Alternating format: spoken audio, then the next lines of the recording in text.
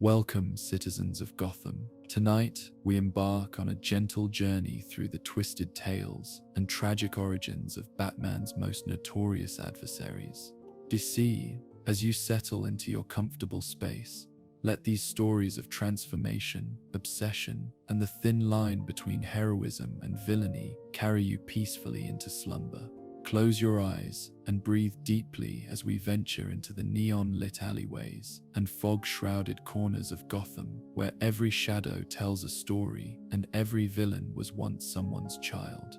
These are not merely tales of evil, but explorations of how ordinary people become extraordinary in their darkness, how trauma shapes destiny, and how the human heart can twist even the noblest intentions into something unrecognizable. So relax. Let go of the day's worries and allow these backstories to guide you into peaceful dreams, where even the darkest tales can become gentle lullabies. In the chemical-stained memories of Gotham's industrial district, where the Ace Chemicals plant stands like a monument to humanity's capacity for both innovation and destruction, there exists a story that changes with each telling, shifts like smoke in the wind, and refuses to be pinned down to any single truth. The Joker, that pale prince of chaos, emerges from uncertainty itself, born not from any one tragedy, but from the very human need to make sense of senselessness, to find pattern in chaos,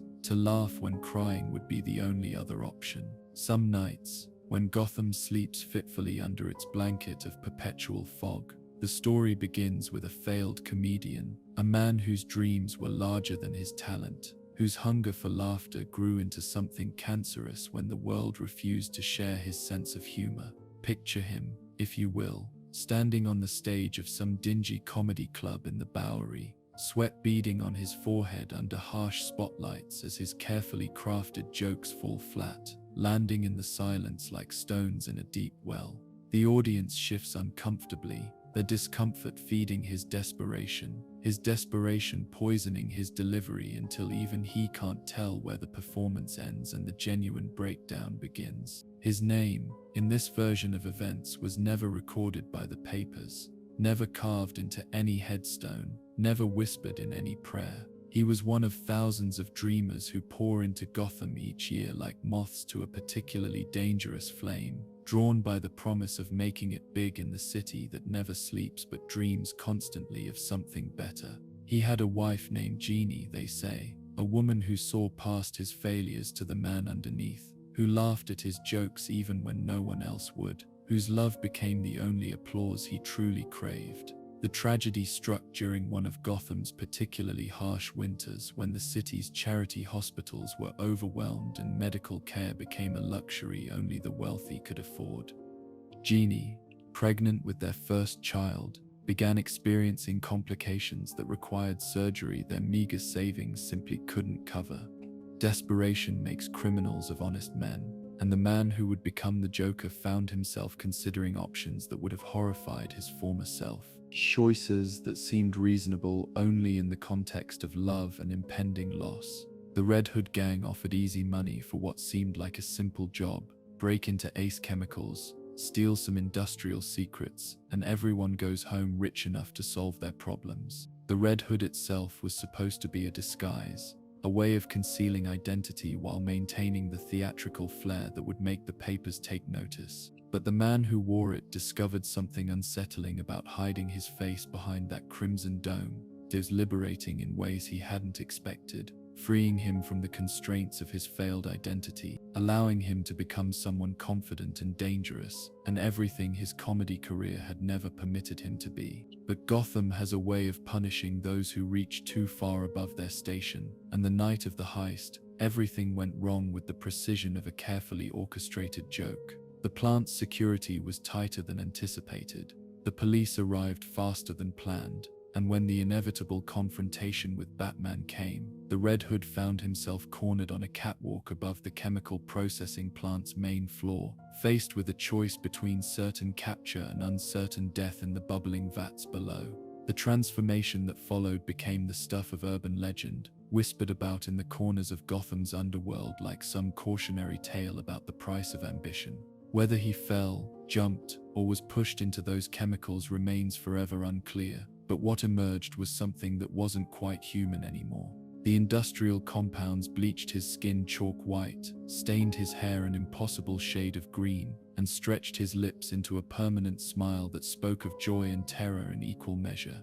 When he finally pulled himself from those toxic waters, gasping and retching, his reflection in a broken piece of factory glass showed him something that defied every assumption he'd held about identity and humanity. The chemicals had done more than change his appearance. They'd stripped away the last pretenses of civilization, revealed the grinning skull beneath the skin of society itself, shown him the cosmic joke that existence had been playing on everyone all along.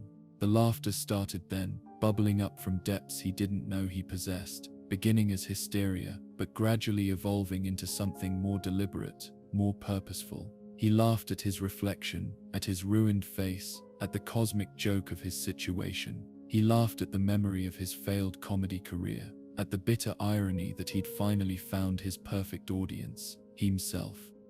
Most of all, he laughed at the realization that all his previous attempts at humor had been mere rehearsals for this moment, when life itself had become the ultimate joke and death the only possible punchline. The news of his wife's death reached him later, through channels both official and otherwise. The baby hadn't survived either. The very people he'd turned to crime to save had perished while he was being reborn in chemical fire, their deaths becoming the final piece of the puzzle that completed his transformation from failed comedian to clown prince of crime. The tragedy should have broken him completely, might have driven a saner man to suicide or catatonia. Instead, it became the cornerstone of his philosophy, proof positive that the universe was cruel enough to orchestrate such perfect irony, evidence that existence itself was nothing more than an elaborate setup for the cruelest punchlines imaginable. Yet this is only one possible origin, one thread in the tapestry of maybes and might-have-beens that surrounds the Joker's birth. Other versions cast him as a petty criminal from the start, a man with no noble motivations or tragic love story, just a small-time crook who bit off more than he could chew and paid a price that transformed him into something far more dangerous than he'd ever been when sane. In these tellings, the chemicals didn't create his madness, they simply gave it a face. Still, other stories suggest multiple possible pasts, changing with the Joker's mood and the needs of whatever psychological game he's playing at the moment. Today, he might remember being a stand-up comic. Tomorrow, a chemical engineer driven mad by industrial accident. The day after, a perfectly sane man who simply chose chaos as his philosophy. Each version feels true to him in the moment, and perhaps that's what makes him so terrifying. The complete absence of a fixed self, an identity as fluid as mercury and just as toxic to touch. In the deepest part of the night, when Gotham dreams fitfully of purple shadows and echoing laughter, perhaps the truth doesn't matter. Perhaps the Joker's greatest victory is making us complicit in our own uncertainty, forcing us to confront the possibility that identity itself is just another joke, and we're all waiting for the punchline. His origin story becomes our origin story, his madness a mirror reflecting our own capacity for chaos, his laughter an echo of the screams we keep locked away in the dark corners of our souls. As you drift deeper into sleep, let his possible pasts blend and blur in your mind like watercolors in the rain. Each story equally true and equally false. Each origin a doorway into questions about the nature of self and sanity that have no easy answers. The man behind the makeup remains a mystery wrapped in a smile, and perhaps that's exactly as it should be. In dreams, origins become fluid things, and maybe that's the most honest way to approach the birth of chaos itself. In the marble halls of Gotham's criminal justice system, where Lady Justice stands blindfolded, and the scales of law weigh guilt against innocence with mechanical precision, there once walked a man who believed absolutely in the power of good to triumph over evil. Harvey Dent, Gotham's White Knight, its shining district attorney who prosecuted the corrupt with evangelical fervor and defended the innocent with the passion of a true believer, represented everything the city aspired to become: minds clean, honest, incorruptible. But beneath the surface of his perfect public persona, Harvey carried within him the seeds of the very duality he would later come to embody. His childhood in the seedier districts of Gotham had been marked by violence and uncertainty, dominated by a father whose alcoholism manifested in unpredictable rages and arbitrary punishments. Christopher Dent was a man who loved and hated with equal intensity, who could shower his son with affection one moment and strike him down the next, depending on nothing more substantial than the toss of a coin. The coin itself became central to Harvey's earliest memories, a battered two-headed quarter that his father would flip before deciding whether his son deserved reward or punishment on any given day. The cruel irony, lost on the child but apparent to the adult he would become, was that both sides were identical, making every flip a predetermined outcome disguised as random chance. Young Harvey learned to read his father's moods, to anticipate violence, to prepare for disappointment, but the coin taught him something far more dangerous, that all decisions were ultimately arbitrary, that justice was a matter of perspective, that the line between good and evil was thinner than anyone cared to admit. These early experiences with arbitrary authority and random violence might have broken a weaker child, but Harvey channeled his trauma into an obsessive need for justice and order. He excelled in school not just academically but morally, becoming the student who reported cheaters, who stood up to bullies, who believed with religious fervor that rules existed for good reasons and that breaking them was a betrayal of everything civilization represented. His teachers saw promise. His classmates saw sanctimony. His father saw weakness that needed to be beaten out of him with increasing frequency and violence. The psychological pressure of maintaining his perfect public facade while managing his internal chaos created fault lines in Harvey's psyche that would remain invisible for decades. He developed what psychiatrists would later recognize as dissociative tendencies, an ability to compartmentalize traumatic experiences so completely that they seemed to belong to someone else entirely.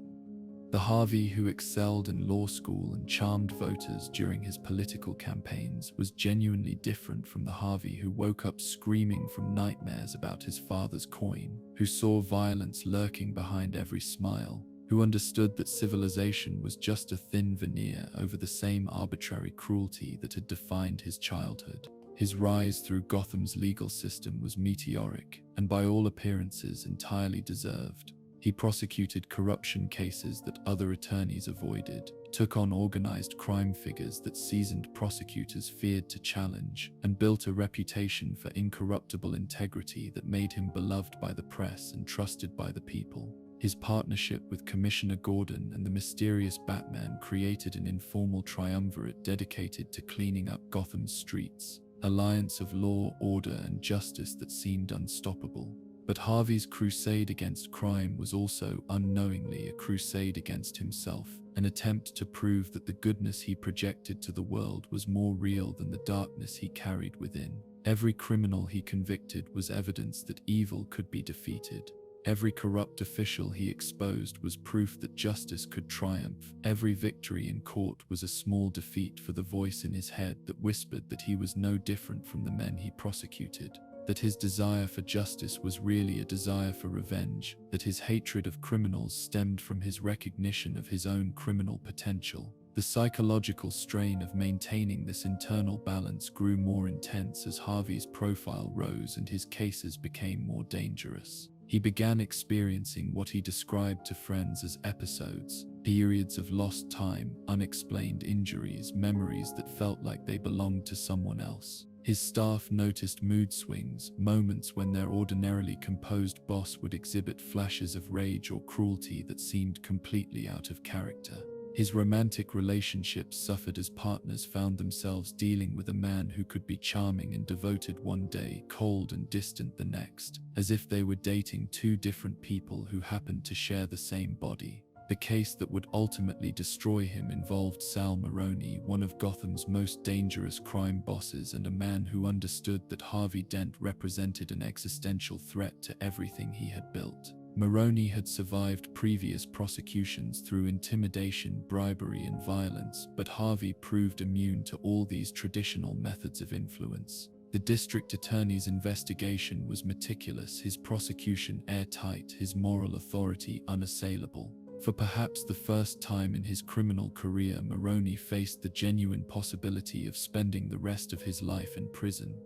The trial itself became a media sensation, a symbolic battle between the forces of law and the powers of corruption that had plagued Gotham for generations. Harvey prepared for it with obsessive thoroughness, knowing that a loss would not just free a dangerous criminal, but would validate every whisper that the system was too corrupt to be reformed. The case consumed him completely, becoming not just a professional obligation, but a personal crusade, a final proof that justice could triumph over chaos if good people were willing to fight hard enough for it. The attack came during what should have been the trial's climactic moment, as Harvey delivered his closing argument to a jury that seemed ready to convict. Maroney, facing certain defeat through legal means, chose instead to embrace chaos itself. The acid he threw at the prosecuting attorney had been concealed in a flask designed to look like a hip flask of liquor, passed to him by a corrupt bailiff who would later claim he thought it contained only water.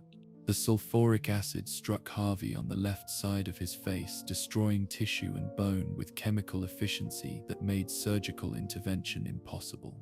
The pain was beyond description, beyond endurance, beyond anything that human consciousness was designed to process. But worse than the physical agony was the psychological impact of having his perfect facade literally dissolved, of becoming in reality the divided creature he had always been internally. The transformation from Harvey Dent to Two-Face wasn't instantaneous but gradual, a psychological collapse that paralleled the physical healing process. As surgeons worked to save what remained of his face, as skin grafts and reconstructive procedures tried to restore some semblance of human appearance, Harvey's mind fractured along lines that had been forming for decades. The Harvey who had believed in justice and order and the triumph of good over evil died in that courtroom, leaving behind something that was simultaneously more and less than human. Two-Face emerged from Harvey's destruction as both destroyer and victim, criminal and judge, chaos and order existing in permanent tension within the same skull. The scarred side of his face became a map of his internal damage, a visible representation of the psychological wounds that had always existed but had been hidden beneath the mask of respectability and moral certainty. The undamaged side remained as handsome and compelling as ever, a reminder of what he had been and might have been if the world had been different, if his father had been kinder, if random chance hadn't decided to destroy everything he had worked to build. The coin that became his signature tool was both weapon and philosophy, a way of making decisions that acknowledged the arbitrary nature of existence while still maintaining the illusion of agency and choice. Unlike his father's two-headed quarter, Harvey's coin was genuinely random, its outcomes unpredictable, its verdicts final. It became his way of imposing order on chaos while simultaneously embracing chaos as the fundamental condition of existence. His crimes, when he finally emerged from the hospitals and psychiatric facilities that had tried unsuccessfully to heal him, were unlike anything Gotham's underworld had seen before. He wasn't motivated by greed or power or revenge in any conventional sense, but by a compulsive need to demonstrate that all human judgment was arbitrary, that the difference between justice and injustice was no more significant than the difference between heads and tails. He became a walking advertisement for moral relativism, proof that the line between good and evil could be erased by nothing more substantial than random chance and sulfuric acid. His relationship with Batman took on particularly complex dimensions because the Dark Knight represented everything Harvey had once been: Meister figure dedicated to justice who operated outside legal constraints, someone who had transformed personal trauma into a mission to protect others, a symbol of hope in a city that specialized in destroying hope. Their encounters became philosophical debates conducted through violence, arguments about the nature of justice and the possibility of redemption that neither could win because both were partially right. Batman saw in Two-Face the man Harvey had been and might still become, believing with characteristic stubbornness that healing was possible if the right combination of medical treatment and moral support could be provided. Two-Face saw in Batman a fellow victim of Gotham's capacity for destruction, someone who had simply chosen a different response to trauma, someone who would eventually understand that his mission was as arbitrary and meaningless as a coin flip in the grand scheme of cosmic indifference. In the quiet moments between his elaborate schemes, when the coin lay still in his scarred palm and the voices in his head achieved temporary ceasefire, Two-Face sometimes remembered what it felt like to believe in justice absolutely, to wake up each morning certain that the work he was doing mattered, that good and evil were real categories with genuine meaning. These memories brought him no comfort, only the recognition that his transformation had been as inevitable as gravity, that the seeds of his destruction had been planted in childhood and had simply taken decades to grow into the poison tree he had become. As you drift deeper into sleep, let Harvey's story become a gentle reminder that even the most tragic transformations begin with recognizable human experiences: childhood trauma, the desire for justice, the weight of maintaining impossible standards of perfection. Two-Face represents the shadow that exists within every moral crusader, the recognition that those who fight monsters must be careful not to become monsters themselves. In dreams, his coin spins eternally through space, never landing, never forcing a choice, suspended forever between the two sides of every human heart.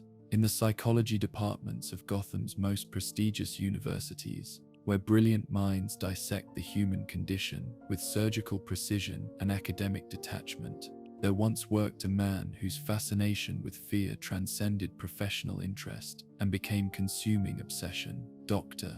Jonathan Crane approached the study of terror with the dedication of a monk pursuing enlightenment, seeing in humanity's most primal emotion not a weakness to be overcome, but a fundamental truth to be explored, understood, and ultimately weaponized. His childhood in the rural outskirts of Gotham was marked by isolation and intellectual precocity that set him apart from his peers in ways that bred resentment and cruelty. Young Jonathan was the kind of child who read psychology textbooks for pleasure, who understood human behavior through clinical observation rather than intuitive empathy, who saw social interaction as a fascinating subject for study rather than a natural part of human experience. His tall, thin frame and intense demeanor made him an obvious target for bullies who sensed something fundamentally different about him, something that didn't quite fit into normal categories of childhood development. The bullying he endured was both physical and psychological, but it was the psychological torment that proved most formative. His tormentors nicknamed him Scarecrow for his resemblance to the straw-stuffed guardians that protected crops from scavenging birds, an image that resonated with Jonathan's own sense of being something artificial and threatening set up to frighten away unwanted intrusions. But where others might have been wounded by such comparisons, Jonathan found in them a kind of dark validation, a recognition that fear could be a form of power, that being frightening was perhaps preferable to being frightened. His academic brilliance provided an escape from the social misery of his early years, opening doors to universities and research opportunities that his rural background might otherwise have prevented him from accessing. He threw himself into the study of psychology with particular focus on phobias, anxiety disorders, and the neurological basis of fear responses. His doctoral dissertation, The Anatomy of Terror: Neurochemical Pathways in Extreme Fear States, was groundbreaking in its clinical precision and disturbing in its implications, suggesting that fear could be induced, controlled, and manipulated with the same precision that physicians used to treat physical ailments. Dr. Crane's early career as a professor was marked by innovative research and controversial teaching methods that pushed ethical boundaries in ways that made his colleagues increasingly uncomfortable. He conducted experiments on fear responses that involved subjecting volunteers to psychological stresses that other researchers considered excessive. His lectures on the nature of terror were so vivid and detailed that students sometimes left his classroom genuinely disturbed, carrying with them new anxieties about aspects of existence they had never previously considered threatening. But it was his work with phobic patients that revealed the true depths of his obsession with fear as both phenomenon and tool. While other therapists sought to help patients overcome their irrational fears, Dr. Crane found himself fascinated by the fears themselves, seeing in each phobia a window into the fundamental architecture of human consciousness. He began to suspect that fear wasn't an aberration to be cured but a feature to be studied, that terror might be the most honest emotion humans were capable of experiencing because it stripped away all pretense and revealed the raw survival instincts that civilization worked so hard to conceal. His research gradually shifted from academic inquiry to practical application as he developed compounds that could induce specific fear states in controlled subjects. What began as legitimate pharmaceutical research slowly evolved into something far more sinister as Dr. Crane discovered that he could use chemically induced terror as a form of psychological control. The fear toxin he created didn't just frighten people, myths. It revealed to them truths about their own mortality and vulnerability that most human consciousness was designed to suppress.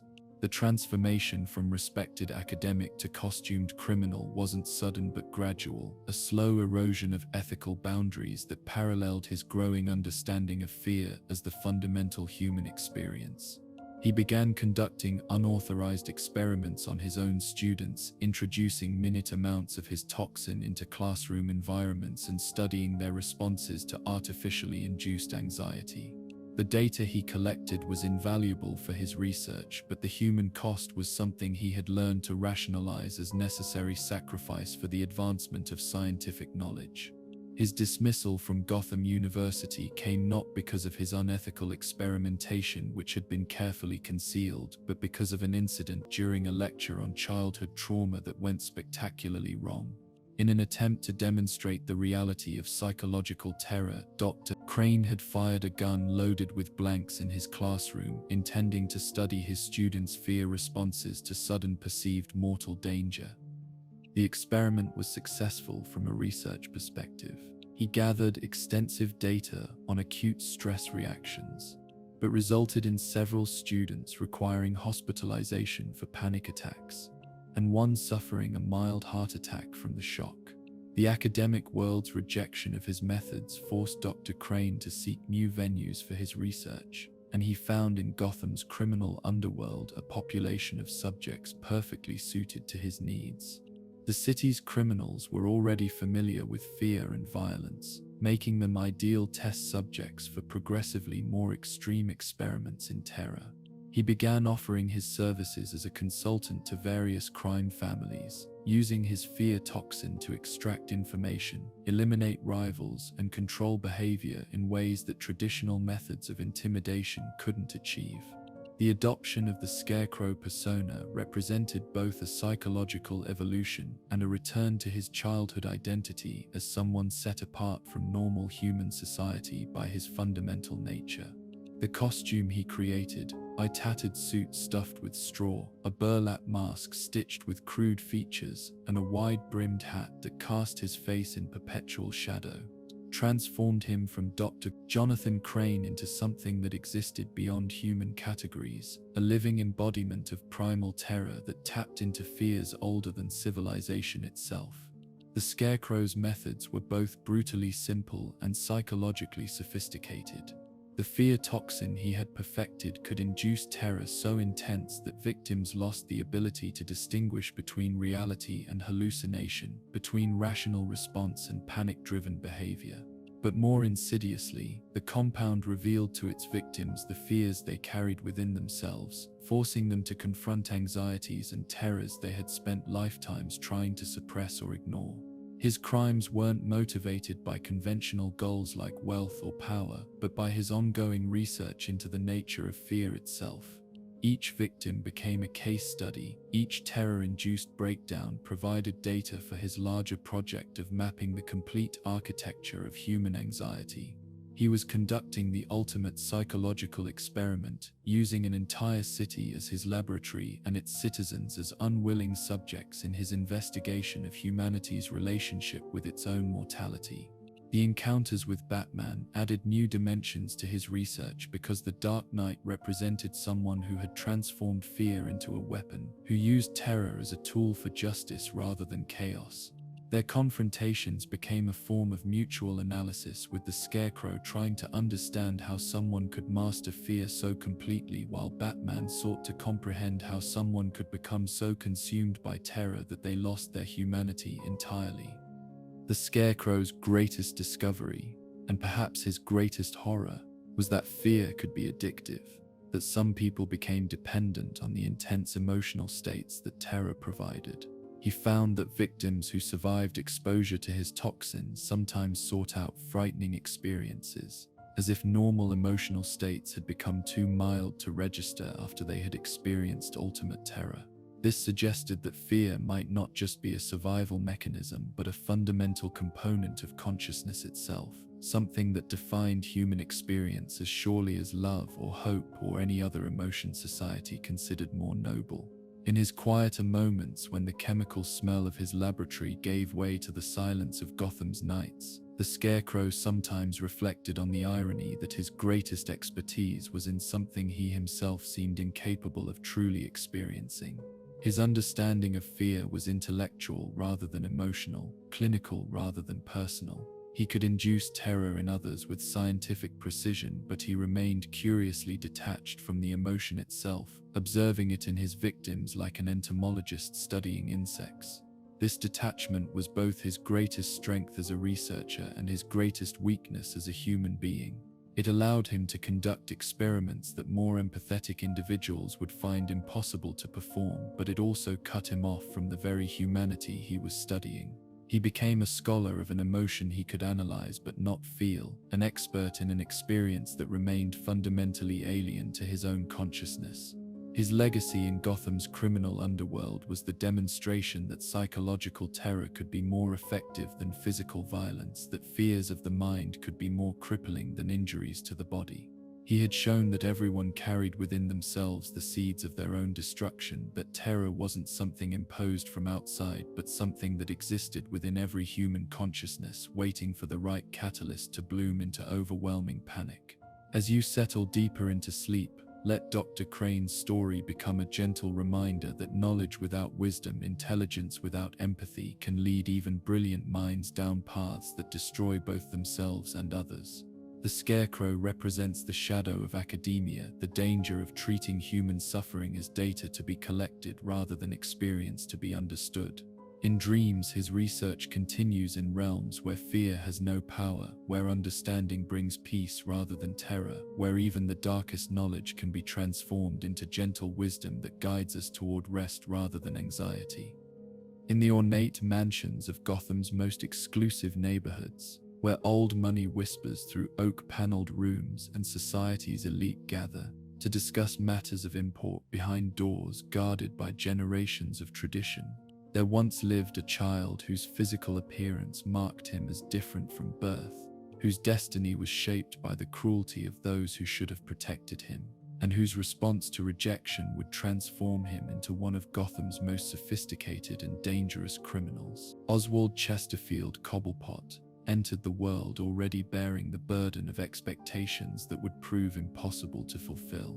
The Cobblepot family had been part of Gotham's aristocracy for generations, their wealth built on shipping and real estate investments that had grown with the city itself. They possessed the kind of old money that carried with it not just financial security but social obligations, ancestral pride, and the assumption that each generation would maintain and enhance the family's position in society's highest circles. But Oswald's birth brought complications that no amount of wealth or social standing could overcome. His physical deformities, the prominent nose that would earn him his hateful nickname, the short stature that made him seem perpetually childlike, the wadding gait that resembled the movement of flightless birds, marked him immediately as someone who would never fit the patrician mold his family expected him to fill. Where other Cobblepot children had been tall, handsome, and naturally charismatic, Oswald was short, strange, and instinctively repulsive to those who encountered him. His father, Tucker Cobblepot, responded to his son's appearance with a mixture of disappointment and barely concealed disgust that poisoned their relationship from its earliest days. Tucker had expected an heir who would continue the family tradition of business success and social prominence, someone who could marry well, produce respectable grandchildren, and ensure that the Cobblepot name remained synonymous with wealth and influence. Instead, he found himself the father of a child whose very existence seemed to mock everything the family represented. The rejection from his father was painful, but it was the treatment Oswald received from his siblings and extended family that truly shaped his character. His brothers and cousins, all blessed with conventional attractiveness and natural social skills, treated him not with cruelty but with something worse: indifference. They excluded him from their games, their conversations, their plans for the future, not out of malice but because his presence made them uncomfortable in ways they couldn't articulate. He became invisible in his own family, present but not acknowledged, tolerated but never truly accepted. Only his mother, Miranda Cobblepot, showed him genuine affection, but her love came with conditions that proved ultimately more damaging than his father's rejection. She dressed him in elegant clothing that emphasized rather than concealed his physical peculiarities, insisted that he learn the social graces that his appearance made impossible to deploy effectively, and maintained the fiction that he could overcome his disadvantages through proper breeding and education. Her love was real but delusional, based on the mother she wished he could be rather than the child he actually was. The nickname Penguin began at the exclusive private school where the Cobblepot family sent their children, a prestigious institution where Gotham's elite prepared their offspring for lives of privilege and influence. Oswald's classmates, products of the same aristocratic breeding that had produced generations of Cobblepots, possessed an instinctive cruelty that allowed them to identify and exploit weakness with surgical precision. They nicknamed him Penguin not just for his appearance but for his inability to fly, his failure to rise above his circumstances despite possessing all the advantages that wealth and social position could provide. The bullying he endured was both physical and psychological, but it was the social isolation that proved most formative. His classmates didn't just mock his appearance, they excluded him from the networks of friendship and alliance that would define their adult relationships. He learned to eat lunch alone, to walk to classes without companions, to participate in school activities as a perpetual outsider whose presence was tolerated but never welcomed. The experience taught him that social acceptance was something that could be purchased but never truly earned, that belonging was a privilege reserved for those who met arbitrary standards of acceptability. His academic performance was exemplary, partly from natural intelligence but mostly from having nothing else to occupy his time and attention. While his classmates formed friendships and romantic relationships, Oswald buried himself in books, learning everything he could about history, politics, economics, and human psychology. He became particularly fascinated by stories of underdogs who had overcome disadvantages to achieve power and influence, studying the methods by which unpromising individuals had transformed themselves into forces that shaped their societies.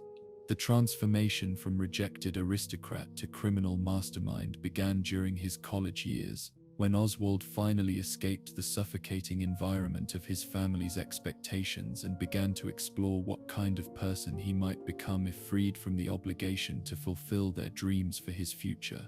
At university, he discovered that his intelligence, sophisticated tastes, and access to family wealth made him interesting to classmates who cared less about physical appearance than about wit, influence, and the ability to provide access to exclusive experiences. But his newfound social acceptance came with the recognition that it was conditional, based on what he could provide rather than who he was as a person. His relationships were transactional rather than genuine, built on mutual advantage rather than authentic affection.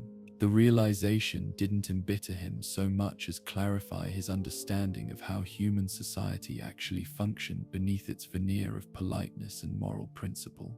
He learned that loyalty could be purchased, that friendship was a luxury that most people couldn't afford, that power was the only currency that truly mattered in human relationships. His entry into Gotham's criminal underworld was gradual and sophisticated, beginning with seemingly legitimate business ventures that operated in legal gray areas and slowly expanding into more explicitly illegal activities.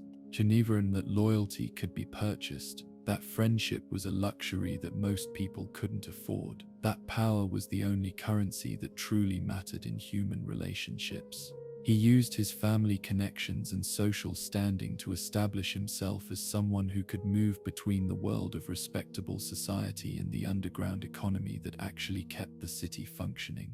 His clubs and restaurants became meeting places where politicians, businessmen, and criminals could conduct transactions that benefited all parties while maintaining plausible deniability. The Penguin persona he eventually adopted represented both an embrace of the identity that had been forced upon him and a transformation of that identity into something powerful and dangerous. Where others had used the nickname to diminish him, he made it into a brand, a symbol of sophisticated criminality that commanded respect through a combination of intelligence, ruthlessness, and style. He became the gentleman of crime, someone who could order executions while maintaining impeccable manners, who could destroy lives while remaining charming and urbane. His criminal empire was built on the understanding that Gotham's elite were no more moral than its street criminals, just more hypocritical about their methods and motivations. He provided services that allowed respectable citizens to engage in disreputable activities while maintaining their social standing, creating a network of mutual dependency that made him simultaneously valuable and dangerous to everyone who dealt with him. His nightclubs became neutral territory where deals could be made and disputes resolved without the messiness of open warfare.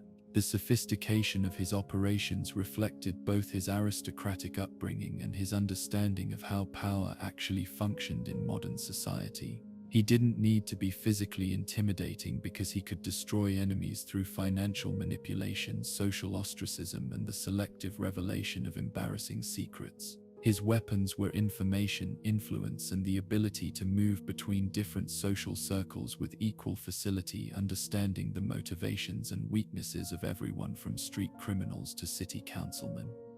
His relationship with Batman represented a particularly complex dynamic, because the Dark Knight came from the same social stratum that had rejected Oswald so completely in his youth.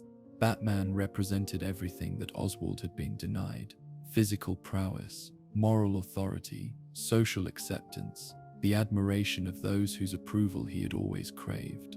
Their confrontations became opportunities for Oswald to demonstrate that he had transcended his origins, that he had become more dangerous than those who had been born with advantages he had been forced to earn through intelligence and determination. But beneath his sophisticated criminal persona, the pain of his early rejection remained fresh and motivating. Every success in his criminal enterprises was partly revenge against those who had dismissed him as unworthy of attention or respect. Every act of cruelty or violence was partly an assertion of the power he had been denied in his youth. The Penguin had become everything that society feared: an outsider who had learned to manipulate the system from within, someone who understood exactly how hollow the pretensions of respectability really were. His tragedy was that his success in the criminal world couldn't erase the fundamental loneliness that had shaped his character from childhood. He surrounded himself with subordinates and associates, but genuine friendship remained as elusive in his criminal career as it had been in his privileged youth. He had gained power and influence, but the acceptance he had always craved remained forever out of reach, partly because his methods had made him genuinely dangerous and partly because he no longer trusted anyone enough to allow them close to his emotional center. In the quiet moments between elaborate schemes, when his nightclub fell silent and his subordinates returned to their homes, the Penguin sometimes reflected on the path that had brought him from aristocratic disappointment to criminal success. He had achieved everything he had set out to accomplish: wealth, influence, respect through fear if not through love. But the child who had eaten lunch alone at his exclusive school remained alive within him, still hoping for acceptance that would never come, still carrying the wounds that had shaped him into someone capable of inflicting similar wounds on others.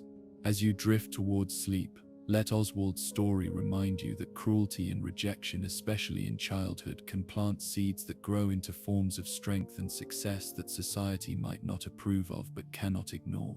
The penguin represents the transformation of pain into power, the alchemy by which those who are rejected by society can learn to manipulate it from the margins. In dreams, his elegant criminal empire becomes just another story of human adaptation, another tale of how we all learn to survive in a world that doesn't always make room for who we really are.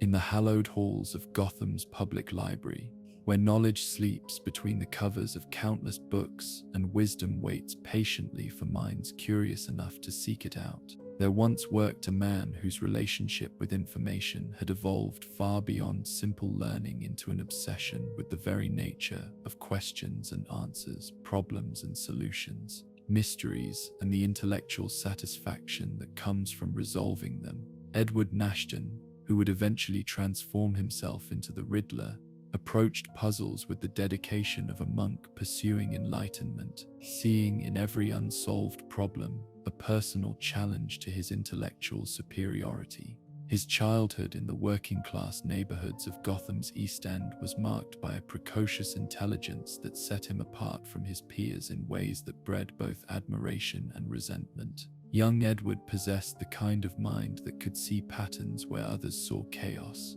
that could solve mathematical problems while his classmates were still struggling to understand the questions, that could read entire books in the time it took others to finish a single chapter. But his intellectual gifts came packaged with social awkwardness and emotional immaturity that made him difficult to like, even when his abilities were impossible to ignore. The adults in his life responded to his precociousness with a mixture of pride and irritation that confused and frustrated him throughout his formative years. Teachers appreciated his academic performance but grew tired of his need to demonstrate his superiority over other students, his inability to allow others to answer questions even when he knew they could, his tendency to correct authority figures when their knowledge proved incomplete or inaccurate. His parents, hard-working people with limited education, felt simultaneously proud of and alienated by a son whose intellectual development had rapidly outpaced their ability to understand or guide him.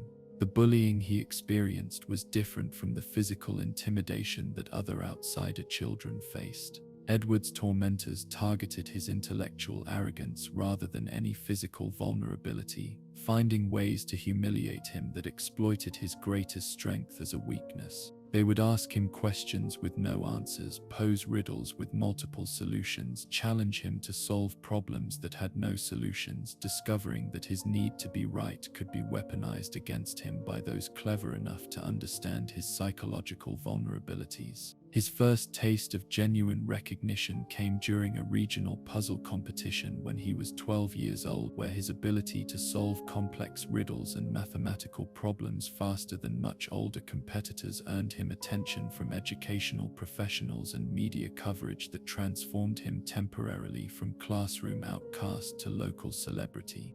The experience of being valued for his intelligence rather than dismissed for his social awkwardness was intoxicating, providing him with the first clear vision of what his life might become if he could find environments where his mental abilities were appreciated rather than resented. True to you, experience of being valued for his intelligence rather than dismissed for his social awkwardness was intoxicating, providing him with the first clear vision of what his life might become if he could find environments where his mental abilities were appreciated rather than resented. But the competition also revealed the dark side of his need for intellectual validation. When faced with a particularly challenging puzzle that took him longer to solve than he expected, Edward experienced something approaching panic, a terror that his identity as the smartest person in any room might be challenged or disproven. The possibility of being wrong, of failing to solve a problem, of discovering that someone else might be more intelligent than him, struck him as more than just disappointment. It felt like existential threat to everything he understood about himself and his place in the world. His academic career was brilliant but troubled, marked by achievements that should have brought satisfaction, but instead only increased his need for more complex challenges and more complete recognition of his intellectual superiority. He graduated valedictorian from high school, earned a full scholarship to Gotham University, and completed degrees in mathematics, computer science, and psychology with academic honors that should have opened doors to prestigious careers in research or academia. But his arrogance and inability to work collaboratively made him unsuitable for most professional environments that required teamwork or subordination to intellectual authority. The transition from academic success to criminal activity began with Edward's growing frustration with a world that seemed uninterested in properly recognizing or utilizing his exceptional abilities. He found legitimate employment tedious and beneath his intellectual capacity, viewing his co-workers as intellectually inferior and his supervisors as obstacles to be overcome rather than authorities to be respected. The revelation that intelligence alone wasn't sufficient for professional success, that social skills and emotional maturity were equally important for career advancement, struck him as evidence that society was fundamentally irrational and corrupt. His first crimes were elaborate intellectual exercises designed more to prove his mental superiority than to achieve any practical goal. He would hack into computer systems not to steal information or money, but to leave behind complex puzzles that demonstrated his ability to penetrate security measures that others considered impenetrable. He would commit burglaries that were technically perfect but economically pointless, stealing items of minimal value while leaving behind riddles that explained exactly how he had committed crimes that should have been impossible. The adoption of the Riddler persona represented Edward's decision to transform his intellectual obsessions into a career that would finally provide him with the recognition and challenge he had always craved. Hyde, the green costume covered in question marks, became his uniform, a visual representation of his commitment to turning life itself into an elaborate puzzle where he controlled both the questions and the answers. The cane he carried was both weapon and symbol, a physical manifestation of his belief that knowledge was power and that those who possessed superior intelligence deserved to wield authority over those who did not. His criminal methodology was unlike anything Gotham's law enforcement had encountered before, where other criminals tried to avoid attention and minimize the chances of being caught. The Riddler actively courted investigation, leaving behind clues that were simultaneously helpful and misleading, providing law enforcement with information that was accurate but incomplete, challenging his opponents to intellectual competitions that he was confident he would win. His crimes became performances designed to demonstrate his mental superiority, while simultaneously proving that even his opponent's best efforts were inadequate to match his capabilities. The riddles he left at crime scenes served multiple psychological functions beyond simple intellectual showmanship. They were attempts at communication with minds he considered worthy of his attention, invitations to join him in intellectual exercises that transcended the mundane concerns of law and order. They were also forms of control, ways of directing the investigation along paths he had predetermined, ensuring that even his capture would occur according to his specifications rather than as a result of his opponent's superior detective work. His relationship with Batman proved particularly complex because the Dark Knight represented someone who could match his intellectual abilities while maintaining moral principles that Edward had abandoned in favor of personal aggrandizement. Their confrontations became elaborate games of mental chess, with each trying to anticipate and counter the other's strategies while simultaneously engaging in philosophical debates about the relationship between intelligence and morality, knowledge and responsibility, individual brilliance and social obligation. Batman's ability to solve his riddles was simultaneously thrilling and terrifying to Edward, providing him with the intellectual challenge he craved while threatening his fundamental identity as the smartest person in any conflict. The Dark Knight's moral authority also posed uncomfortable questions about how Edward had chosen to use his exceptional abilities, forcing him to confront the possibility that intelligence without ethical foundation was not superiority but a form of sophisticated barbarism. The psychology of his riddle obsession revealed deeper needs than simple intellectual validation. Each puzzle he created was both barrier and bridge, a way of simultaneously hiding from and reaching out to others. The riddles kept people at a distance, ensuring that they could only approach him on his intellectual terms, but they also represented desperate attempts at communication, efforts to find someone who could understand not just his answers but the questions that drove him to seek those answers in the first place. His greatest triumph and greatest tragedy was the recognition that his intelligence, while genuinely exceptional, was not as unique or as valuable as he had always believed. Gotham was full of brilliant minds, scientists, doctors, engineers, researchers who used their abilities to build rather than destroy, to help rather than harm, to contribute to society rather than exploit it for personal validation. His choice to become a criminal had set him apart, not because of his superior intelligence, but because of his moral failings, his inability to find meaning and purpose in anything other than the demonstration of his own cleverness. In the quiet hours between elaborate schemes, when his hideouts fell silent and his riddles waited to be discovered by investigators, Edward sometimes confronted the possibility that his entire criminal career was itself a puzzle with no solution, a question with no satisfying answer. He had achieved the recognition he craved, but it was recognition as a criminal rather than as a genius. He had found intellectual challenges worthy of his abilities, but they were conflicts with heroes rather than collaborations with peers. He had proven his mental superiority repeatedly, but the victories felt hollow because they were won against opponents who were constrained by moral principles he had abandoned. The riddle of his own existence, what it meant to be intelligent in a world that seemed to value other qualities more highly, how to find purpose and meaning when one's greatest gifts seemed suited primarily for antisocial activities, whether intellectual superiority carried with it any moral obligations or social responsibilities, remained unsolved despite decades of criminal activity, designed to explore these questions through action rather than contemplation. As you settle into sleep, let Edward's story become a gentle reminder that intelligence without wisdom, knowledge without compassion, can lead even brilliant minds down paths that isolate them from the very connections they seek. The Riddler represents the shadow of academia and intellectualism, the danger of confusing cleverness with wisdom, of mistaking the ability to solve puzzles for the capacity to understand life. In dreams, his riddles become simple wordplay, his complex schemes transform into children's games, and even the most challenging questions find peaceful resolution in the quiet wisdom of rest. In the verdant greenhouses of Gotham University's botanical research facility, where rare orchids bloomed in climate-controlled perfection and ancient trees stretched toward artificial suns, there once worked a woman whose love for the plant kingdom would transform her into something that existed between the human and natural worlds, beautiful and terrible in equal measure. Dr.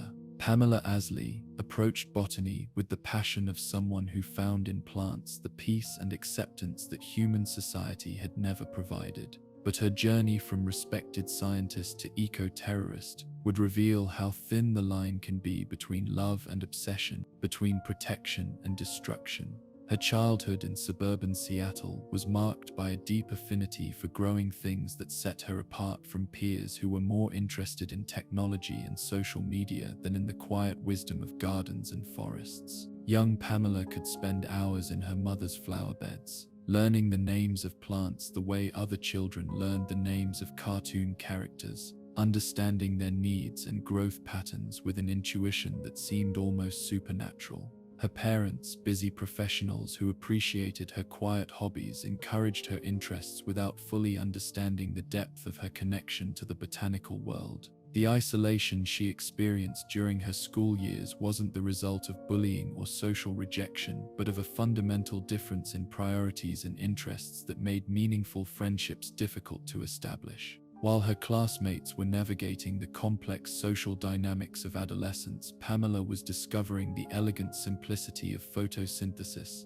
the chemical poetry of plant reproduction, the ancient wisdom encoded in root systems and leaf patterns. She found in plants a form of communication that didn't require words, a relationship based on care and attention rather than judgment and competition. Her academic excellence in biology and chemistry opened doors to research opportunities that allowed her to pursue her botanical interests at the highest levels of scientific inquiry. Her doctoral dissertation on plant toxins and their potential pharmaceutical applications was groundbreaking in its scope and sophistication, revealing new understanding of how plants had evolved chemical defense mechanisms that were far more complex and effective than anyone had previously realized. The work earned her recognition from the scientific community and positioned her for a career at the forefront of botanical research. But her research also began to reveal disturbing truths about humanity's relationship with the natural world that challenged her optimistic assumptions about the possibility of harmony between human civilization and ecological preservation.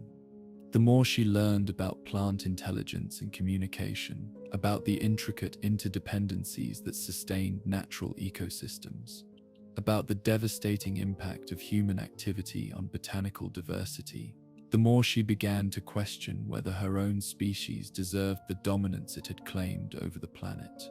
The transformation from respected scientist to radical eco-activist began with her work for a pharmaceutical company that was developing new drugs based on compounds derived from rare tropical plants. Isley initially saw this as an opportunity to demonstrate the practical value of botanical conservation, to show that preserving plant species could benefit human health while protecting irreplaceable genetic resources.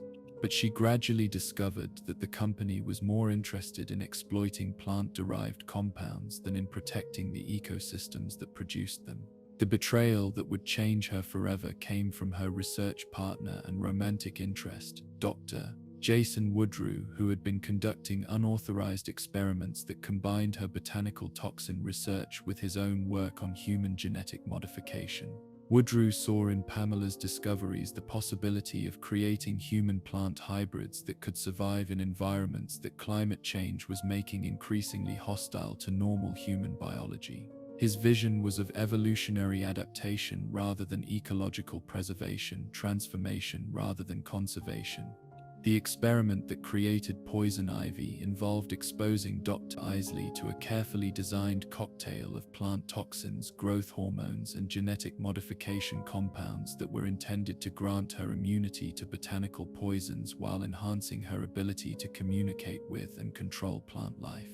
Woodrue presented the experiment as a voluntary partnership in revolutionary research, but the consent he obtained was based on incomplete information about the risks and irreversible nature of the transformation he was proposing. The physical and psychological changes that followed were more dramatic than either scientist had anticipated. The toxins didn't just grant Pamela immunity to plant poisons, they fundamentally altered her biology, making her skin toxic to human touch, changing her blood chemistry to more closely resemble plant sap, and creating neural pathways that allowed her to sense and influence plant behavior in ways that defied conventional understanding of biology. She became something new, a hybrid creature that belonged fully to neither the human nor the plant kingdom. But the most profound transformation was psychological and philosophical. The enhanced connection to plant life that the experiment had granted her came with an overwhelming awareness of the pain and destruction that human civilization was inflicting on the botanical world. She could feel the death of forests, the poisoning of soil, the extinction of species with an intensity that made normal human concerns seem trivial and selfish. The suffering of the plant world became her suffering, their destruction her personal trauma. The emergence of poison ivy as an eco-terrorist was both revenge against those who had betrayed her trust and a desperate attempt to protect a natural world that could no longer protect itself. Her early crimes targeted the pharmaceutical company that had transformed her, the researchers who had collaborated in her mutation, and the corporate executives who had prioritized profit over ecological responsibility. But her vendetta gradually expanded to encompass all forms of human activity that she perceived as threatening to plant life. Her methods combined scientific sophistication with natural weaponry in ways that made her uniquely dangerous to human opponents. The toxins she could produce through her modified skin chemistry were precisely calibrated to achieve specific effects: paralysis, hallucinations, death, depending on her intentions and the level of threat she perceived. Her ability to control plant growth allowed her to turn any garden or forest into an extension of her will, creating armies of thorns and vines that could capture or kill with equal efficiency. But her most insidious weapon was her enhanced pheromone production, which allowed her to influence human behavior through chemical manipulation that bypassed rational thought and moral restraint. Her kiss could kill or control, making every potential romantic encounter a form of predation that eliminated the possibility of genuine human connection. She became a creature who could inspire love but could never safely return it, who could command devotion but could never trust the authenticity of the emotions she inspired. Her relationship with Gotham's criminal underworld was complicated by her single-minded focus on environmental protection rather than traditional criminal goals like wealth or power. She allied with other villains when their interests aligned with her ecological mission, but she had little patience for crimes that didn't serve her larger purpose of protecting plant life from human destruction. Her environmental crusade made her simultaneously more and less dangerous than conventional criminal, more dangerous because her cause was genuinely noble, less dangerous because her targets were limited to those she perceived as ecological threats. The encounters with Batman revealed the tragic irony at the heart of her transformation. The Dark Knight represented someone who used his resources and abilities to protect life, but his focus on human life often put him in conflict with her mission to protect plant life.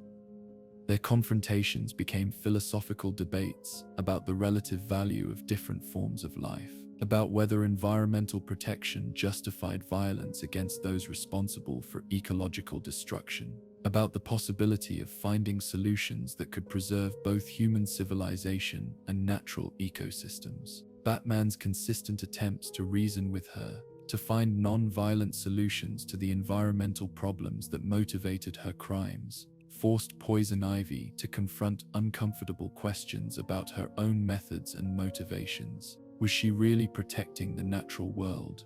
Or was she simply using environmental concerns to justify violence that stemmed from her personal trauma and transformation? Could her goals be achieved through cooperation rather than conflict, through education rather than terrorism? The psychology of her plant obsession reflected deeper needs than simple environmental concern. Her enhanced connection to botanical life provided her with the acceptance and understanding that human relationships had never offered, but it also isolated her from her own species in ways that made emotional healing impossible. She had found perfect communion with plants, but at the cost of losing the ability to form genuine connections with other humans. Her greatest tragedy was the recognition that her transformation, while granting her the power to protect plant life, had also made her into something that the natural world itself might reject. Her hybrid nature meant that she belonged fully to neither kingdom, human nor plant. The botanical world accepted her as a protector but not as a member,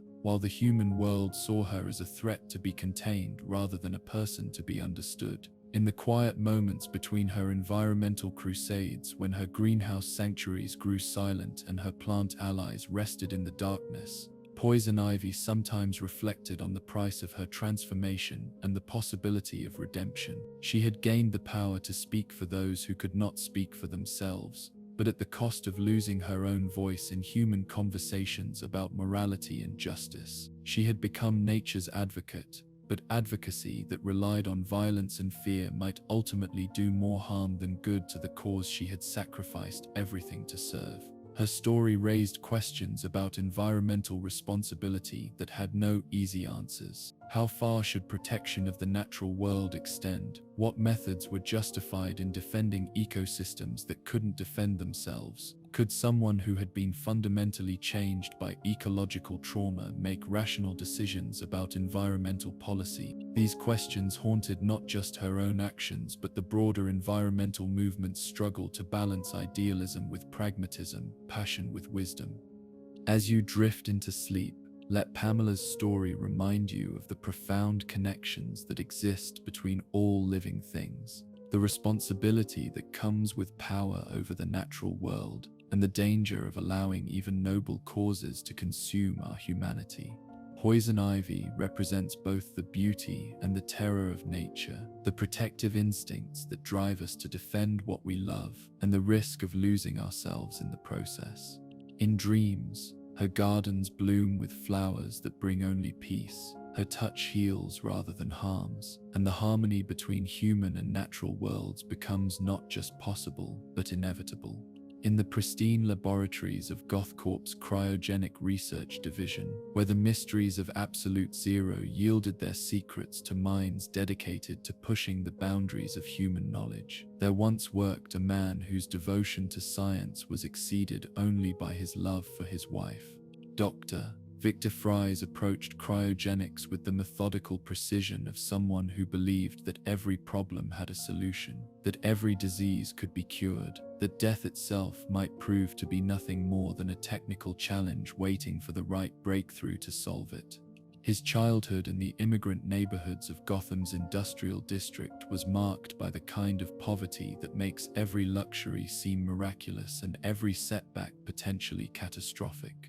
Young Victor learned early that the world was a harsh place where survival required intelligence, determination, and the willingness to work harder than anyone else for opportunities that others took for granted. His parents, German immigrants who had fled their homeland during the political upheavals of the mid-20th century, instilled in him both a respect for learning and an understanding that knowledge was the only wealth that couldn't be stolen or destroyed by external circumstances. The isolation he experienced during his school years wasn't the result of poverty alone, but of a personality that prioritized intellectual pursuits over social interaction, that found more satisfaction in understanding how things worked than in understanding how people felt. Victor was the kind of child who took apart radios to see their internal mechanisms, who read science textbooks for pleasure, who conducted chemistry experiments in his bedroom with equipment salvaged from junkyards and discarded laboratory supplies. His teachers recognized his potential, but his classmates found him strange and intimidating. The bullying he endured was psychological rather than physical, focused on his social awkwardness and obsessive interest in subjects that other children found boring or incomprehensible. His tormentors would mock his carefully prepared science fair projects, dismiss his academic achievements as meaningless showing off, and exclude him from social activities with the casual cruelty that children reserve for those they perceive as fundamentally different from themselves. The experience taught him that intelligence could be a form of armor against the world's indifference, but it was armor that also isolated him from the warmth of genuine human connection. His academic career was brilliant and focused, driven by a determination to prove that his intellectual gifts could translate into practical achievements that would benefit humanity. He earned degrees in physics, chemistry, and biomedical engineering with academic honors that opened doors to research positions at Gotham's most prestigious institutions. His early work on cryogenic preservation showed promise for revolutionizing organ transplant procedures, extending the viability of donated organs and potentially saving thousands of lives by making compatible organs available when and where they were needed most. But it was his marriage to Nora that truly gave meaning and purpose to his scientific pursuits. She was everything he was not: mean, warm, social, emotionally intelligent, capable of finding joy in simple pleasures and beauty in everyday experiences. Their relationship was the kind of partnership that seemed to prove that opposites really could complement each other, that two incomplete people could create something whole and beautiful together. Nora appreciated Victor's intellectual gifts without being intimidated by them, while Victor found in her emotional warmth the human connection that his academic pursuits had never provided. The diagnosis that would change both their lives came during what should have been the happiest period of their marriage, when Victor's research was gaining international recognition and their plans for starting a family were beginning to take concrete form. Nora's rare blood disorder was degenerative and terminal, attacking her immune system with relentless efficiency while remaining resistant to every treatment that medical science could offer. The doctors gave her months to live, possibly a year if she was fortunate, and responded well to experimental therapies that had shown limited success in similar cases. Victor's response to the diagnosis was characteristic of his personality. He refused to accept defeat, refused to believe that any problem was truly unsolvable, refused to consider the possibility that his wife might die simply because current medical knowledge was inadequate to save her. He threw himself into research with obsessive intensity, working 18-hour days in his laboratory, exploring every possible avenue for treatment, cure, or at least the preservation of life until medical science could catch up with the challenge her condition presented. The cryogenic preservation solution he developed was theoretically sound but practically untested on human subjects, a desperate gamble based on the hypothesis that Nora's biological processes could be slowed to near zero while researchers worked to develop treatments for her condition. The technology to revive someone from such deep preservation didn't exist yet, but Victor believed that it was only a matter of time before scientific progress made revival possible. The choice was between certain death and uncertain hope, between accepting the inevitable and fighting against impossible odds. The corporate interference that destroyed everything came from GothCorp executives who saw Victor's cryogenic research primarily in terms of its commercial potential rather than its humanitarian applications. When they learned about his unauthorized use of company resources to preserve his wife, their response was swift and brutal. They had invested millions in his research and weren't prepared to allow personal concerns to compromise what they saw as valuable intellectual property that belonged to the company rather than to the researcher who had developed it. The confrontation in his laboratory was supposed to be a simple matter of corporate discipline: confiscate the unauthorized research, discipline the employee who had overstepped his authority, and return the project to its original focus on commercial applications. But Victor's protective desperation made him dangerous in ways that corporate security hadn't anticipated. When they moved to disconnect Nora's preservation chamber, he fought back with the fury of someone who had nothing left to lose, someone for whom the difference between saving his wife and destroying his enemies had become irrelevant. The accident that created Mr. Freeze was both instantaneous and irreversible, a chemical explosion that bathed Victor in the same cryogenic compounds he had been using to preserve his wife. The sub-zero temperatures that would have killed a normal person within minutes instead transformed his biology, altering his metabolism and cellular structure in ways that made normal human body temperature lethal to him. He survived, but survival came at the cost of being able to exist only in environments that would be instantly fatal to the woman he was trying to save.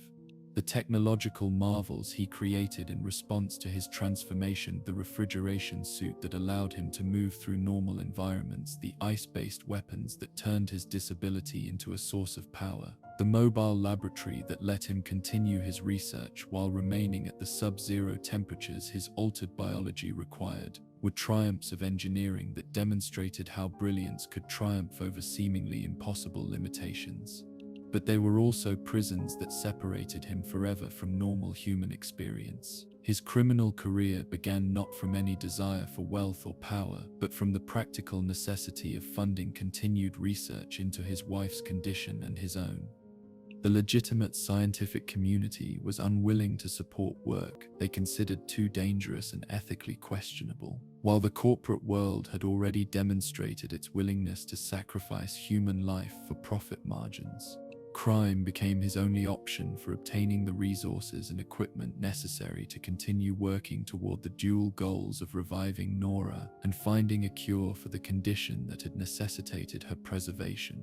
His methods were clinical and precise, marked by the same attention to detail that had characterized his legitimate research. He targeted institutions and individuals who possessed resources he needed for his work, planned his operations with scientific methodology that minimized variables and maximized the probability of success, and executed his crimes with technological sophistication that made conventional law enforcement responses inadequate.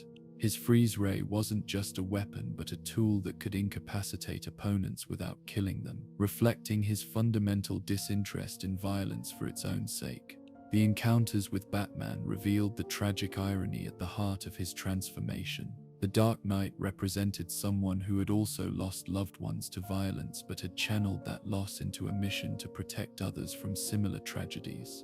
Their confrontations became debates about the relationship between personal loss and social responsibility, about whether grief justified antisocial behavior, about the possibility of finding meaning and purpose in a world that seemed designed to destroy everything we hold dear.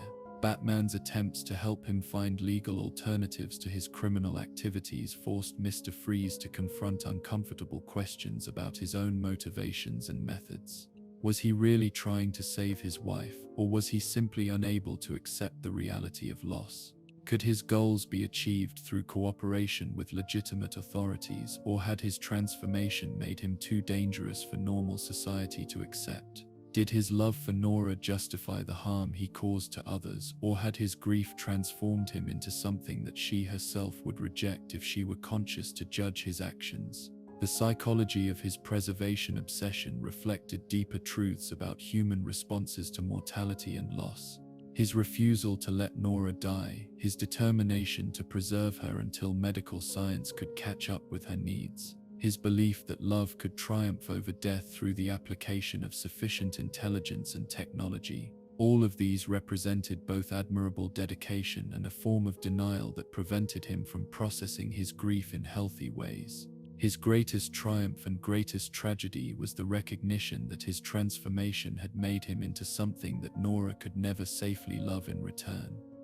Even if he succeeded in reviving and curing her, his own altered biology meant that physical contact between them would be lethal to one or both of them. He had gained the power to preserve life, but had lost the ability to participate fully in the life he was trying to save. In the quiet hours between elaborate heists, when his ice-bound lair grew silent and his equipment hummed with the sounds of mechanical preservation, Mr.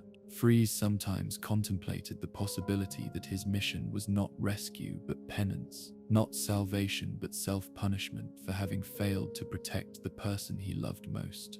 Perhaps his crimes weren't really about saving Nora, but about creating a world cold enough to match the emptiness that her loss had created within him. The questions his story raised about love, loss, and the limits of human control over mortality had no easy answers. How far should we go to preserve the lives of those we love?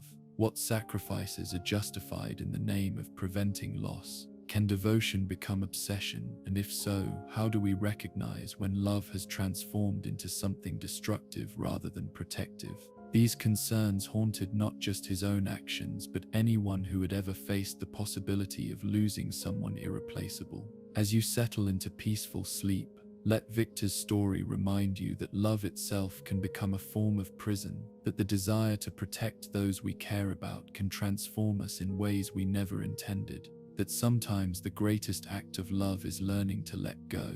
Mr. Freeze represents both the nobility and the tragedy of absolute devotion, the beauty of refusing to accept defeat and the danger of refusing to accept reality. In dreams, his ice becomes gentle snow, his preservation technologies become instruments of healing, and the love that drove him to extremes finds expression in ways that warm rather than freeze the human heart. In the shadow-draped alleyways of Gotham's East End, where neon signs cast fractured rainbows on rain-slicked pavement and survival depends on reflexes, cunning, and the ability to navigate moral gray areas with feline grace, there lived a woman whose relationship with law and order would prove as complex and contradictory as the city itself.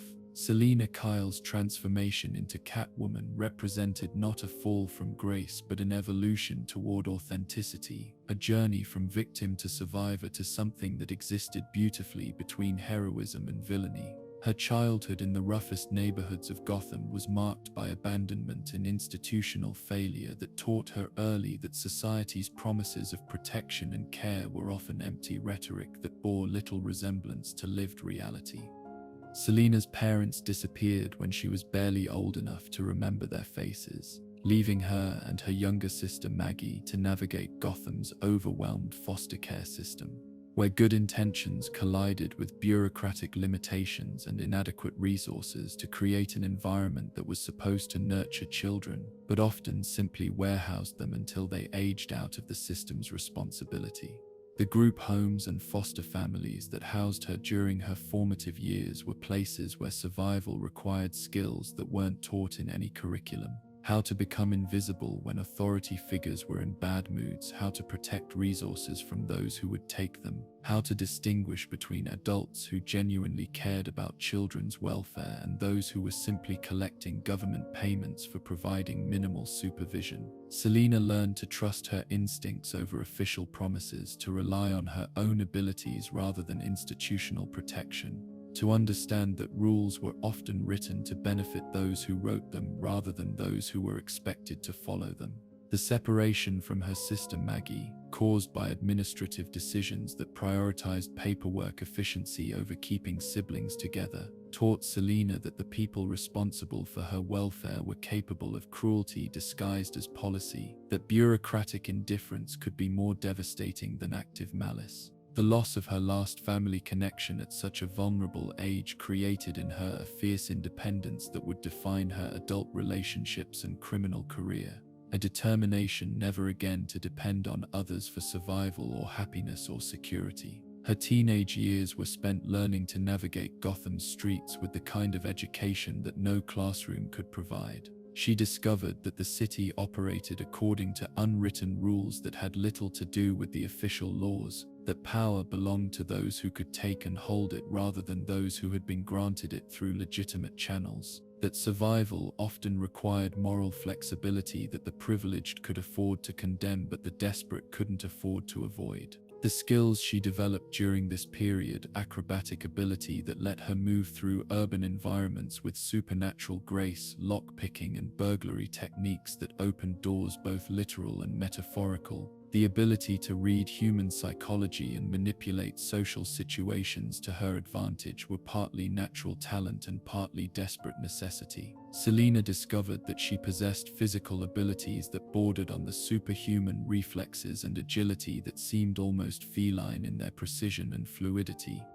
Her first encounters with Gotham's criminal underworld came not from any desire to join it, but from the practical necessity of surviving in environments where traditional employment wasn't available to someone with her background and lack of conventional credentials.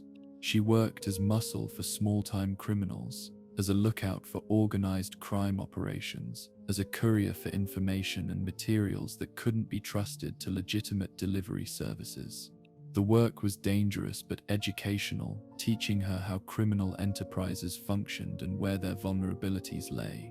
The transformation from survivor to active criminal was gradual and pragmatic, motivated by the recognition that her skills were valuable and that she could earn more money working for herself than working for others. Her first independent criminal activities were burglaries that targeted the wealthy neighborhoods where she had never been welcome as a child. Operations that combined practical resource acquisition with symbolic revenge against a class of people who had enjoyed privileges she had been systematically denied. The adoption of the Catwoman persona represented both practical strategy and psychological evolution, a way of transforming her survival skills into something that felt empowering rather than merely desperate. The costume she created, sleek black leather that enhanced her natural agility, a mask that concealed her identity while emphasizing her feline grace, claws that could serve as both tools and weapons, transformed her from victim of circumstance into predator by choice. She became someone who moved through Gotham's shadows not because she was hiding but because shadows were her natural habitat. Her criminal methodology was marked by an aesthetic sophistication that set her apart from the brutal pragmatism of most thieves. Selina approached burglary as an art form, choosing targets not just for their material value, but for the challenge they presented, the elegance required to overcome their security measures, the satisfaction that came from proving that no fortress was truly impregnable to someone with sufficient skill and determination. Her thefts were performances as much as crimes, demonstrations of grace under pressure that elevated robbery to the level of dance. The relationship with Batman that would define much of her adult life began as professional rivalry between two individuals who operated outside legal constraints, but from opposite philosophical positions. Where Batman used extra-legal methods to support law and order, Catwoman used similar skills to circumvent laws she considered arbitrary and unjust. Their first encounters were marked by mutual recognition of each other's abilities and grudging respect for the dedication each brought to their chosen missions. But beneath the surface of their antagonistic relationship lay deeper currents of attraction and understanding that neither was initially prepared to acknowledge. Batman represented everything Selina had never been able to trust: moral certainty, institutional authority, the belief that the system could be reformed rather than simply exploited or avoided. Yet he also represented something she recognized and valued: someone who had transformed personal trauma into purposeful action, who had chosen to become something more than what circumstances had originally made him. The complexity of their relationship was heightened by the recognition that they were more alike than either wanted to admit. Both were creatures of Gotham's night. Both had been shaped by loss and abandonment. Both had chosen to operate outside normal social constraints in pursuit of goals that made sense to them even when others couldn't understand their motivations. The difference lay not in their methods but in their ultimate loyalties. Batman served abstract principles of justice and order, while Catwoman served primarily her own survival and freedom. Her criminal career evolved beyond simple burglary to encompass a broader philosophy of liberation that saw theft as a form of wealth redistribution, crime as social commentary, and law-breaking as political resistance. She began targeting not just wealthy individuals but corrupt institutions, stealing from those who had gained their wealth through exploitation and occasionally redistributing her gains to causes and communities that the legitimate system had failed to support. This evolution from self-serving criminal to something approaching anti-hero reflected her growing understanding of how Gotham's economic and social systems functioned, how wealth and power were concentrated among those who had inherited advantages rather than earned them, how the same laws that protected property rights often failed to protect human rights. Her crimes became statements about economic inequality, challenges to assumptions about who deserved what they possessed and why. The psychology of her feline persona went deeper than simple aesthetic choice, reflecting fundamental aspects of her character that had been shaped by her experiences of abandonment and survival. Cats were creatures that survived through independence rather than pack loyalty, that could be affectionate but never fully domesticated, that moved through the world with grace and confidence that didn't depend on human approval or support. The Catwoman identity allowed her to embrace qualities that society often discouraged in women: selfishness, aggression, sexual agency, the refusal to prioritize others' needs over her own survival and happiness. Her relationship with other criminals in Gotham's underworld was complicated by her refusal to be controlled or directed by criminal hierarchy.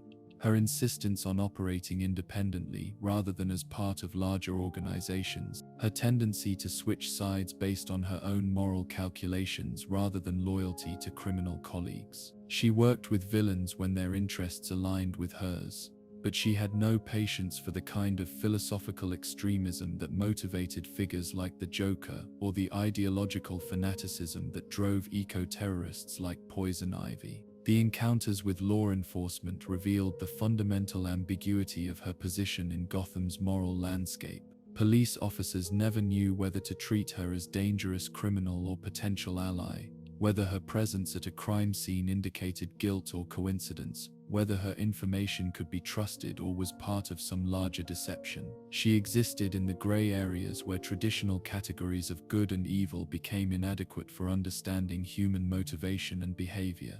Her greatest triumph and greatest challenge was maintaining her independence and authenticity in a world that constantly pressured her to choose sides, to commit fully to either heroism or villainy, to abandon the moral ambiguity that made her most comfortable and effective. She refused to become either Batman's sidekick or the Joker's accomplice, maintaining her own agenda and her own moral code even when it would have been easier to affiliate with others who shared some of her goals and methods. The question of redemption that haunted many of Gotham's criminals took on different dimensions in her case because her crimes were motivated by survival and principle rather than madness or malice.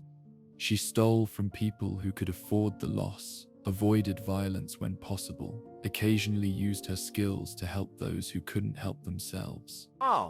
The line between criminal behavior and justifiable rebellion was blurred in ways that made simple moral judgment impossible.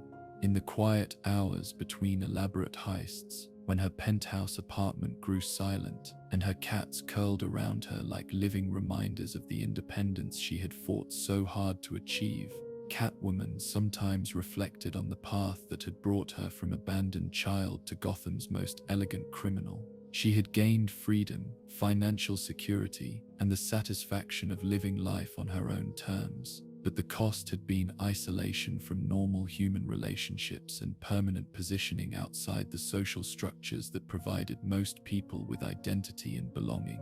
Her story raised questions about justice, survival, and the right to determine one's own fate that had no easy answers. When laws fail to protect the vulnerable, what alternatives are morally acceptable? How do we distinguish between criminal behavior and political resistance? What do we owe to social systems that have failed us, and what do we owe to ourselves when survival requires breaking rules we didn't help create? These questions challenge not just her own choices, but society's assumptions about crime, punishment, and the distribution of resources and opportunities. As you drift towards sleep, let Selina's story remind you that survival can require moral complexity, that independence often comes at the cost of conventional belonging, that the line between heroism and criminality is often drawn by those who have never faced impossible choices. Catwoman represents both the allure and the loneliness of absolute freedom, the beauty of refusing to be controlled and the price of never quite fitting into any category that society finds comfortable. In dreams, her graceful movements through Gotham's shadows become a dance of liberation, her theft becomes generous redistribution, and her fierce independence becomes a celebration of the human spirit's refusal to be broken by circumstances beyond its control. In the tropical hell of Peña Duro prison, where the Caribbean sun beats down mercilessly on stone walls built to contain the worst criminals of a corrupt nation, where hope dies slowly in cells designed to break both body and spirit, there was born a child who would never know freedom, never experience childhood, never have the chance to become anything other than what his father's crimes had predetermined him to be. Bane's story begins not with his own choices but with justice perverted into hereditary punishment, with a legal system so corrupt that it condemned children to pay for their parents' sins. His mother, a revolutionary who had loved unwisely and fought against a government that brooked no opposition, died giving birth to him in a prison cell that reeked of despair and human degradation. The guards who delivered him showed neither compassion nor medical skill, seeing in the newborn only another mouth to feed, another body to warehouse, until death finally provided release from the life sentence that had been imposed before he drew his first breath. His father, the revolutionary leader whose failed rebellion had resulted in this hereditary imprisonment, had escaped before justice could be served, leaving his son to serve a sentence that had been intended for another. The early years of his imprisonment were marked by a struggle for survival that would have killed a less determined child, a daily battle against violence, disease, and despair that taught him lessons about human nature that no school curriculum could have provided. The other prisoners, hardened by years of confinement and brutalized by guards who saw violence as both entertainment and policy, might have been expected to prey upon a defenseless child. Instead, something in his bearing, his refusal to show fear or beg for mercy, earned him a grudging respect that gradually evolved into protective mentorship. The education he received in Peña Duro came not from books but from the accumulated wisdom of criminals, revolutionaries, and political prisoners who had been discarded by a society that preferred punishment to rehabilitation. They taught him to read by sharing smuggled books, to think strategically through discussions of failed revolutions and successful escapes, to understand human psychology through observation of how men responded to hopelessness and degradation. His tutors were murderers and rebels, but they were also scholars and philosophers who found in teaching him a way to give meaning to their own wasted lives. The physical development that would later make him one of the most dangerous men alive began as simple necessity for survival in an environment where weakness invited predation and strength commanded respect. The makeshift gymnasium he created in his cell, using improvised weights and bodyweight exercises that pushed his physique beyond normal human limits, became both sanctuary and laboratory where he explored the boundaries of what the human body could achieve through discipline and determination. But it was his intellectual development that truly set him apart from other prisoners who had adapted to confinement through violence or resignation. Bane approached learning with the same systematic intensity he brought to physical training, mastering languages, philosophy, military strategy, and psychology with an autodidactic passion that transformed his cell into a university where the curriculum was survival, and the graduation requirement was the ability to destroy any obstacle that stood between him and freedom.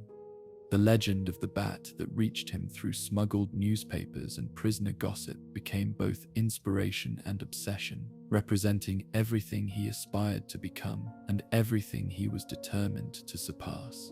Batman was a symbol of fear and justice, who had transformed personal trauma into a mission that served others, someone who had achieved through choice what Bane had been forced to develop through necessity.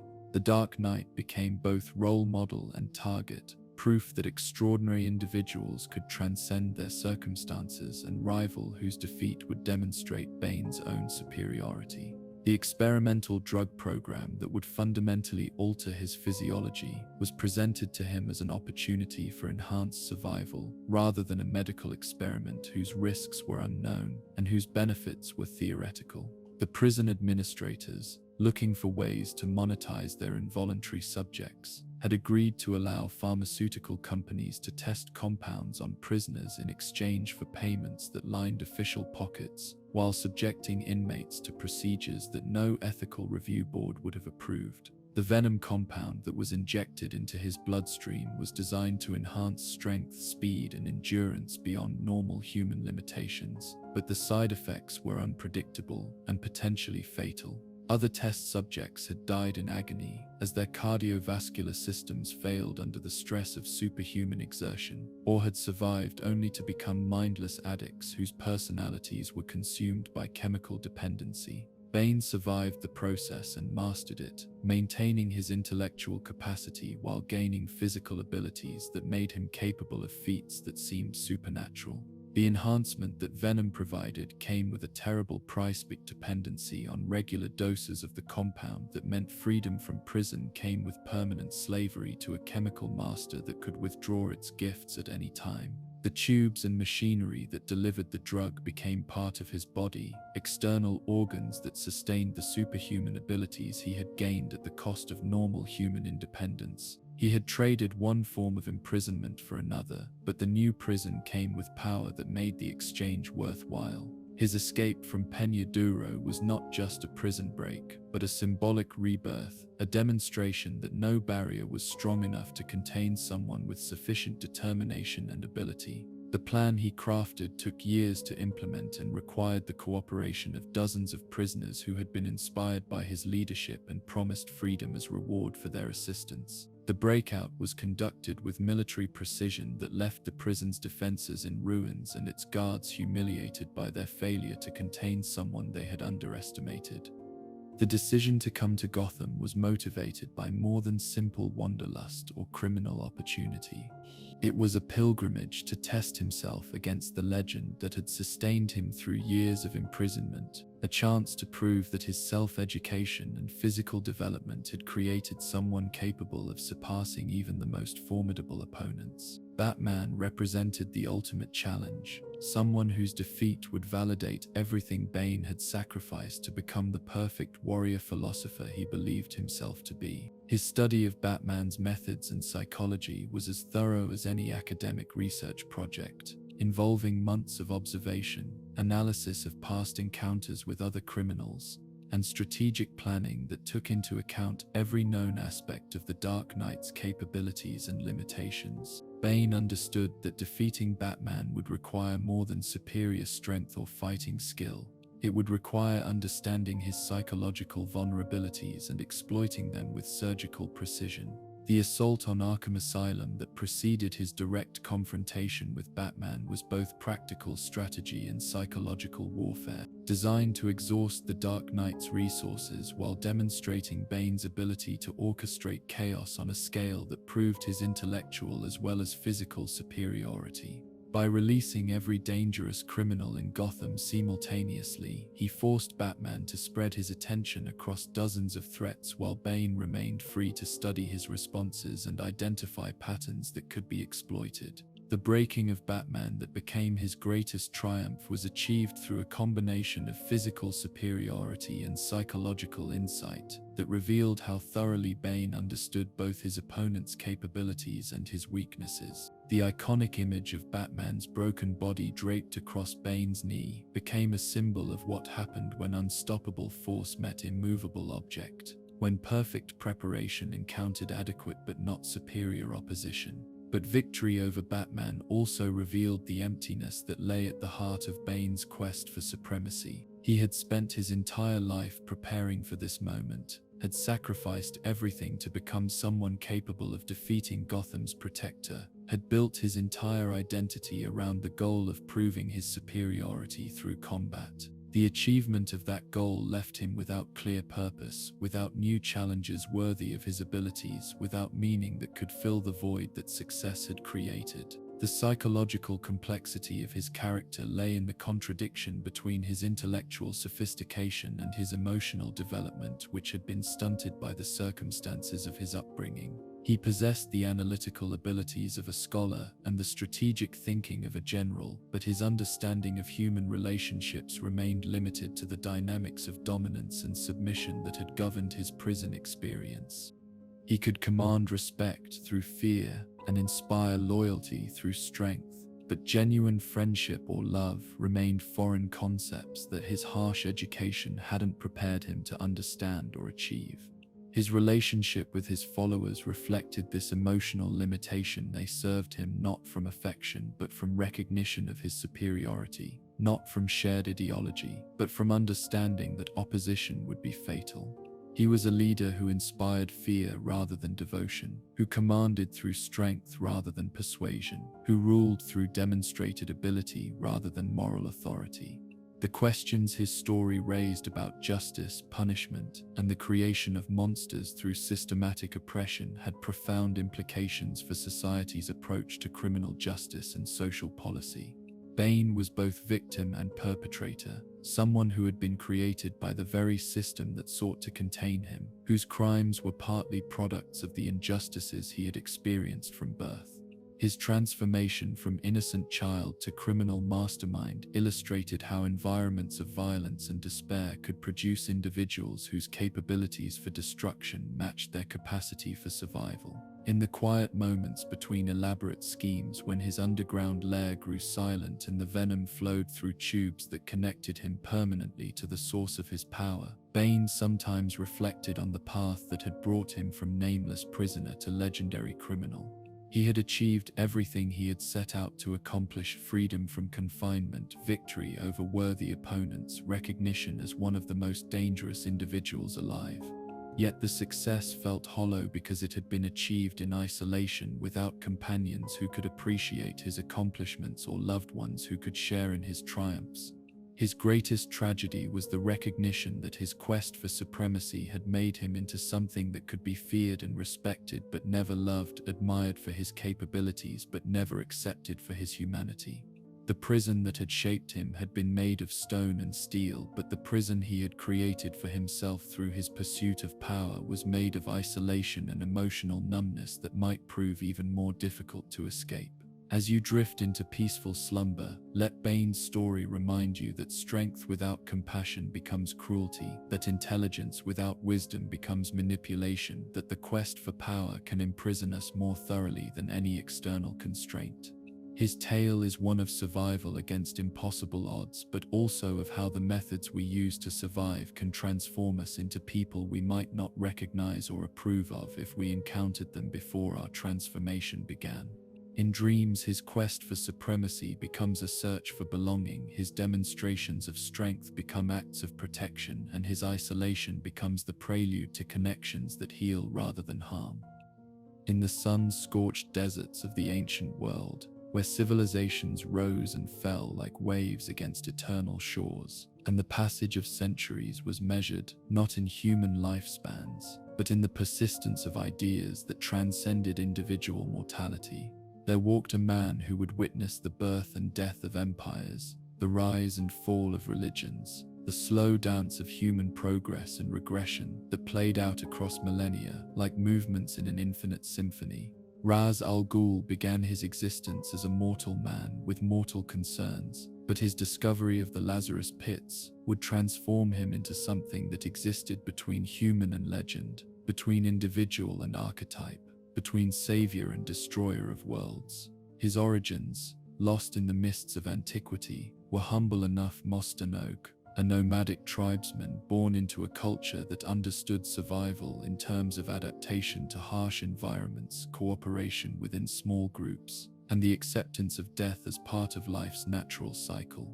The young man who would become Ra's al Ghul was distinguished from his peers not by any supernatural abilities, but by an unusual combination of intellectual curiosity and moral certainty that made him question the assumptions his people took for granted about the relationship between humanity and the natural world. His early experiences with what he would later understand as environmental destruction came through witnessing the effects of overgrazing, deforestation, and water pollution on the landscapes his tribe had inhabited for generations. He observed how human activities could transform fertile oases into barren wastelands, how the pursuit of short-term survival could undermine long-term sustainability, how individual selfishness could destroy resources that belonged to entire communities. These observations planted seeds of environmental consciousness that would grow over centuries into a comprehensive philosophy about humanity's relationship with the planet that sustained it.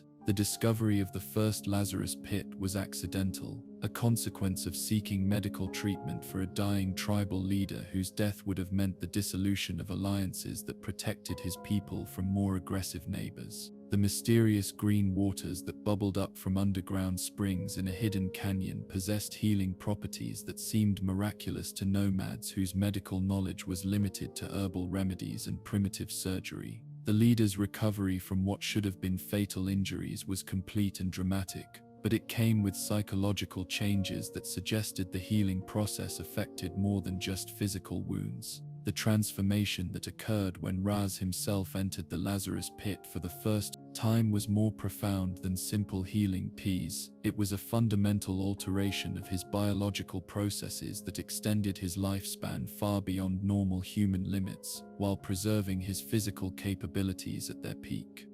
But the immortality he gained came with psychological costs that wouldn't become apparent until decades had passed. And he began to understand what it meant to watch everyone he had ever loved age and die while he remained unchanged. Then chains. The centuries that followed his transformation were marked by a gradual evolution from tribal healer to global observer, from someone who sought to preserve his immediate community to someone who appointed himself guardian of the entire planet.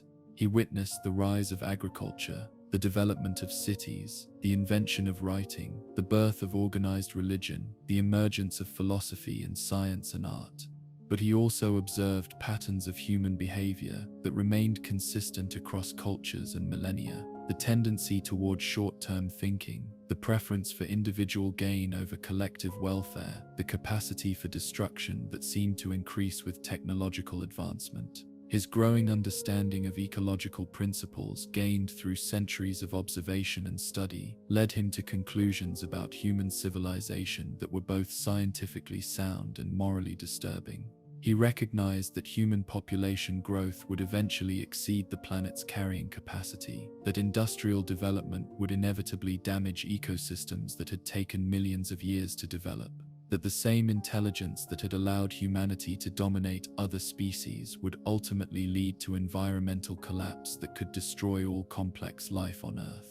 The League of Assassins that he founded was initially conceived as a small group of like-minded individuals who shared his environmental concerns and his willingness to take extreme measures to protect the natural world from human destruction. The organization grew over centuries into a global network of agents who could influence political decisions, eliminate specific threats to ecological stability, and implement population control measures that democratic governments were too squeamish or short-sighted to attempt. His recruitment methods focused on individuals who possessed exceptional abilities but lacked clear moral direction, people whose skills could be channeled toward environmental protection if they could be convinced that conventional approaches to conservation were inadequate. He offered training, purpose, and the satisfaction of belonging to something larger than themselves to individuals who had been marginalized by society or disillusioned by the failure of legitimate institutions to address global environmental crises.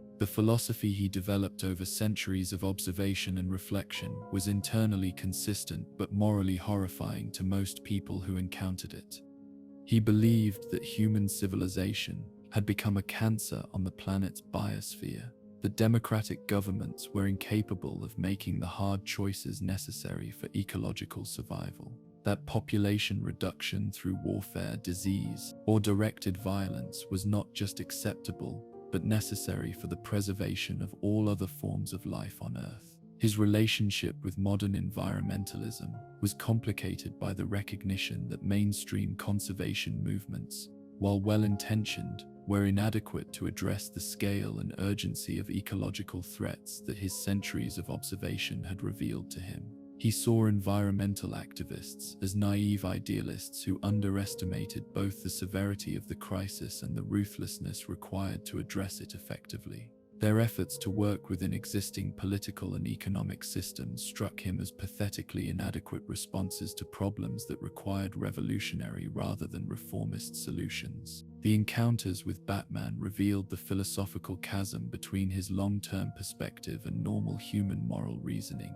The Dark Knight represented everything Ra's both admired and despised about human nature: the capacity for heroic sacrifice and moral courage that made individuals admirable, combined with the short-term thinking and attachment to individual lives that made humanity collectively incapable of making rational decisions about species survival. Batman's refusal to kill criminals, his commitment to protecting individual lives regardless of their impact on larger ecological systems, his belief that human civilization could be reformed rather than replaced, E's position struck Ra's as evidence of the kind of sentimental thinking that would ultimately doom the planet to ecological collapse. Yet he also recognized in Batman someone whose abilities and dedication made him potentially valuable as an ally if he could be convinced to adopt a more realistic perspective on environmental priorities. The succession question that haunted his immortal existence centered on his desire to find someone worthy of inheriting his mission and his resources while possessing the moral flexibility necessary to implement solutions that would preserve the planet for future generations. His daughter Talia represented biological continuity but lacked the ruthlessness he considered essential for global leadership. Batman represented moral authority and exceptional ability but retained human squeamishness about necessary violence that made him unsuitable for ecological dictatorship. His greatest triumph and greatest failure was the recognition that his centuries of accumulated wisdom and resources had not brought him any closer to solving the fundamental problem of human environmental impact. Despite his influence, his organization, his wealth, and his freedom from normal moral constraints, he had been unable to implement changes that would ensure ecological sustainability on a global scale. Democratic governments continued to prioritize economic growth over environmental protection. Corporations continued to externalize environmental costs onto future generations, and individuals continued to make consumption choices that collectively threatened the planet's life support systems. All 6C says, the psychology of immortality that shaped his worldview was both blessing and curse, providing him with perspectives unavailable to mortal humans while isolating him from the emotional connections that gave normal life meaning and purpose. He had watched civilizations rise and fall, had seen species go extinct, had observed the gradual degradation of ecosystems that had once supported abundant life. The accumulation of centuries of loss and disappointment had created in him a form of wisdom that was also a form of despair, an understanding of long-term consequences that made short-term happiness seem trivial and meaningless. In the quiet hours between global conspiracies, when his mountain fortress grew silent and his assassins rested between missions, Ra's al Ghul sometimes contemplated the possibility that his immortality was not a gift but a punishment, that he had been condemned to watch helplessly as the species he belonged to destroyed the only planet capable of supporting complex life. His environmental crusade had become not just a mission but an obsession, not just a calling but a compulsion that gave structure to an existence that might otherwise collapse under the weight of accumulated loss and disappointment. The questions his story raised about environmental responsibility, population control, and the relationship between individual rights and species survival had no easy answers and grew more urgent with each passing year. How far should environmental protection extend? What methods were justified in defending ecosystems that couldn't defend themselves? Could someone who had lived for centuries make rational decisions about the future of a species whose members lived for decades? Could immortal wisdom overcome mortal selfishness, or was environmental collapse inevitable regardless of how much knowledge and resources were applied to preventing it? As you settle into sleep, let Ra's al Ghul's story remind you of the profound responsibility that comes with knowledge about environmental consequences, the danger of becoming so focused on long-term survival that we lose sight of what makes life worth preserving, the tragedy of wisdom that sees clearly but lacks the power to implement solutions. His tale speaks to our own environmental anxieties while warning against the kind of extremism that can emerge when legitimate concerns are pursued without regard for human values that transcend mere survival. In dreams, his centuries of observation become moments of peace. His global conspiracies transform into gentle stewardship, and his immortal perspective becomes a source of hope rather than despair about humanity's capacity to find balance between our needs and the planet's limitations. In the swampy outskirts of Gotham, where the city's industrial runoff mingles with brackish water and creates an ecosystem that belongs neither to land nor sea, there lurked a creature whose existence challenged every assumption about the boundary between human and animal, civilization and wildness, evolution and devolution. Waylon Jones, who would become known to Gotham's terrified citizens as Killer Croc, represented something that medical science couldn't adequately explain, and society couldn't comfortably categorize: a human being whose genetic lottery had produced not gifts but curses, not advantages but isolation, not potential but a destiny that seemed predetermined by biology rather than choice. His birth in the rural backwaters of Louisiana was marked by medical complications that the local doctors couldn't understand or treat, abnormalities that manifested as scaly skin, enlarged jaw structure, and growth patterns that exceeded normal human parameters from his earliest days. His parents, simple people whose understanding of genetics was limited to folk wisdom about family traits and bloodline characteristics, struggled to comprehend what had produced a child who seemed to belong more to the animal kingdom than to human society. The condition that would define his entire existence was initially diagnosed as a rare form of epidermolytic hyperkeratosis combined with gigantism, medical terminology that failed to capture the reality of a child whose appearance grew increasingly reptilian with each passing year. His skin developed a thick, scaly texture that provided natural armor but also marked him immediately as different from normal humans. His teeth grew sharp and pointed, suitable for tearing rather than chewing.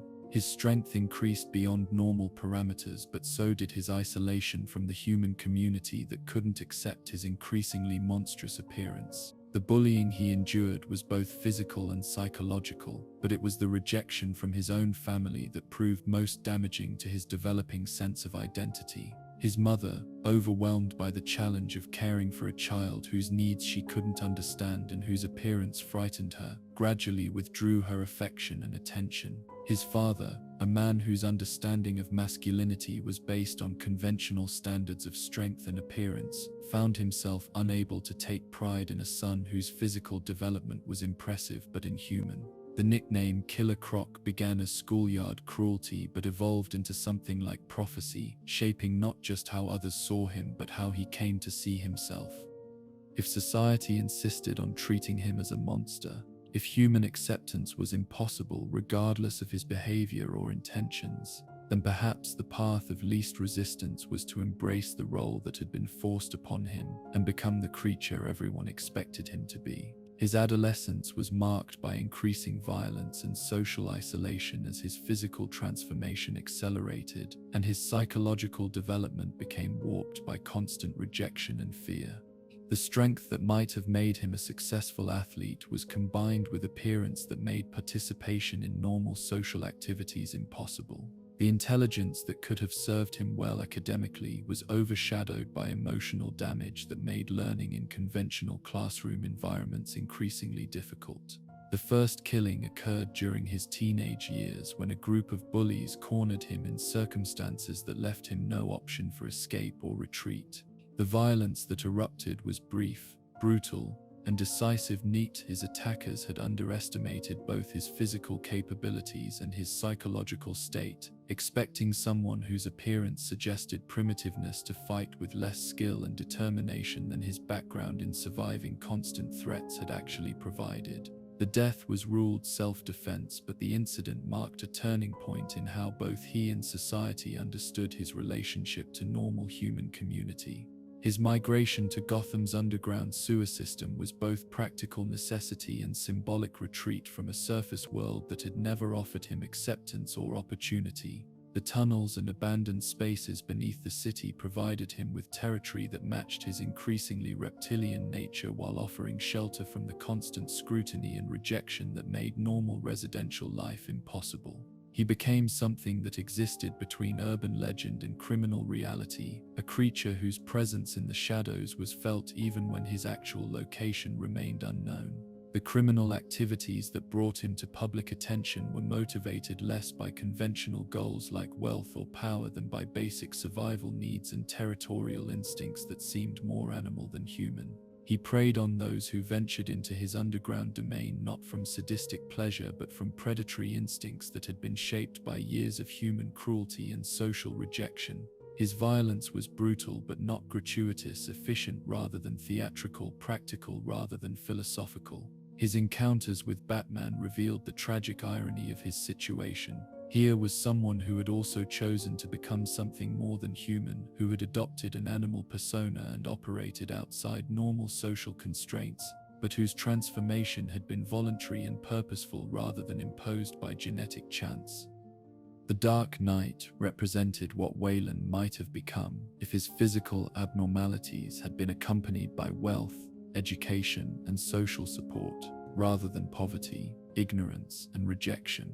The psychology of his transformation from human to monster was more complex than simple devolution or psychological regression.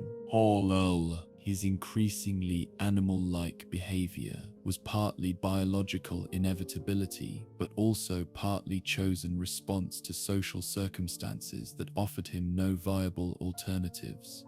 If humanity had rejected him, if civilization offered him nothing but persecution and isolation, then perhaps adopting the role of monster was not surrender but adaptation, not failure but the only form of success available to someone with his particular combination of gifts and curses. His relationship with other criminals was complicated by the fact that even Gotham's most hardened villains found his appearance and behavior disturbing, treating him as useful muscle rather than equal partner, as weapon rather than ally. He existed on the margins even of criminal society, accepted for his capabilities but never welcomed for his company, valued for his effectiveness but never respected for his intelligence or judgment.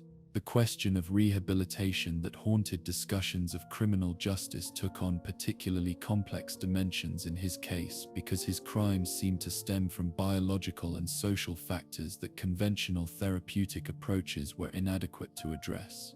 How do you rehabilitate someone whose criminal behavior is partly the result of genetic abnormalities?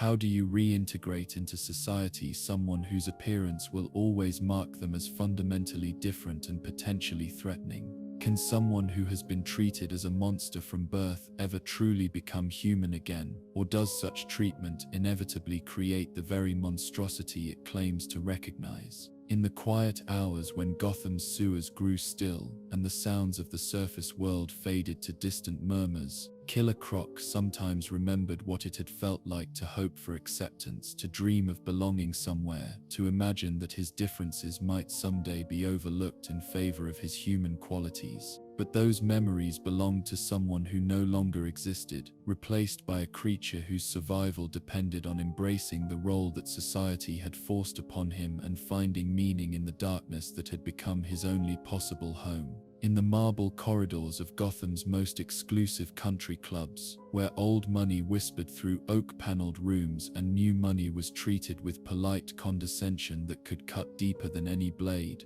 there once lived a man whose relationship with authenticity was so complex and troubled that he would ultimately transform the very concept of identity into a weapon.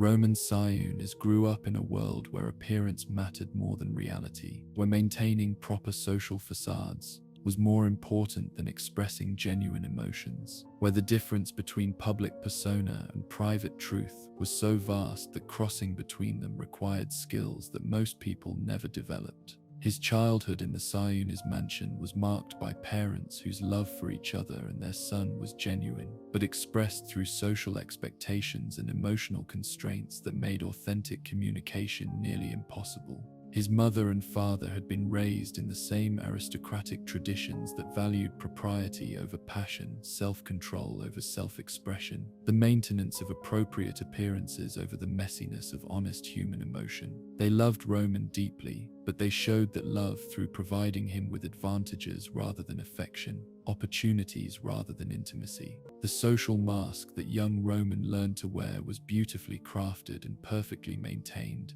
allowing him to navigate Gotham's elite social circles with grace and confidence that impressed adults and earned approval from peers. He learned to say the right things at dinner parties, to show interest in conversations that bored him, to express opinions that were socially acceptable rather than personally authentic. The performance was so convincing that even he sometimes forgot it was a performance, losing track of where the mask ended and his genuine self began. But beneath the perfectly maintained exterior, Roman struggled with questions about identity and authenticity that his privileged upbringing had given him no tools to address. Who was he when he wasn't performing for others? What did he actually want from life beyond the social approval that had been his primary source of validation? How could he distinguish between his own desires and the expectations that had been implanted in him by parents, teachers, and society? These questions haunted him in ways that his social education had never prepared him to understand or resolve. The friendship with Bruce Wayne during their childhood years provided him with both companionship and painful contrast, showing him what it looked like when wealth and privilege were combined with genuine character rather than mere social conditioning. Bruce possessed the same advantages as Roman but seemed to wear them more lightly, to maintain his authentic self even while meeting social expectations, to be genuinely rather than performatively charming. Their friendship revealed to Roman how artificial his own social interactions had become, and how much effort he expended on maintaining appearances that seemed to come naturally to others. The tragedy that would ultimately shape his adult criminal career was not a single traumatic event, but the gradual recognition that his entire life had been a performance for audiences who didn't actually care about his welfare or happiness. His parents' deaths in what appeared to be an accidental fire revealed the bankruptcy of relationships based on social obligation rather than emotional connection. He grieved not just for their loss, but for the realization that he had never really known them beyond their public personas, and they had never known him beyond his. His inheritance of the family cosmetics business should have provided him with purpose and direction, but instead it became another stage for performances that felt increasingly meaningless and disconnected from any authentic sense of self. The Janus Cosmetics company manufactured products designed to help people create false appearances, to cover flaws and enhance features in ways that presented idealized versions of themselves to the world. The irony of his position as head of a company devoted to the creation of false faces was not lost on him, but it also felt like destiny rather than coincidence. The business failures that followed his assumption of leadership were partly due to his inexperience and partly due to his psychological state, which made focusing on practical concerns increasingly difficult, as he struggled with questions about identity and authenticity that had no clear answers. The company that had once been a symbol of family success became evidence of his inadequacy, its declining profits and market share serving as public measures of his failure to live up to the standards his parents had set. The acquisition of Janus Cosmetics by Wayne Enterprises represented not just financial defeat, but personal humiliation on a scale that his privileged background had never prepared him to experience. Bruce Wayne,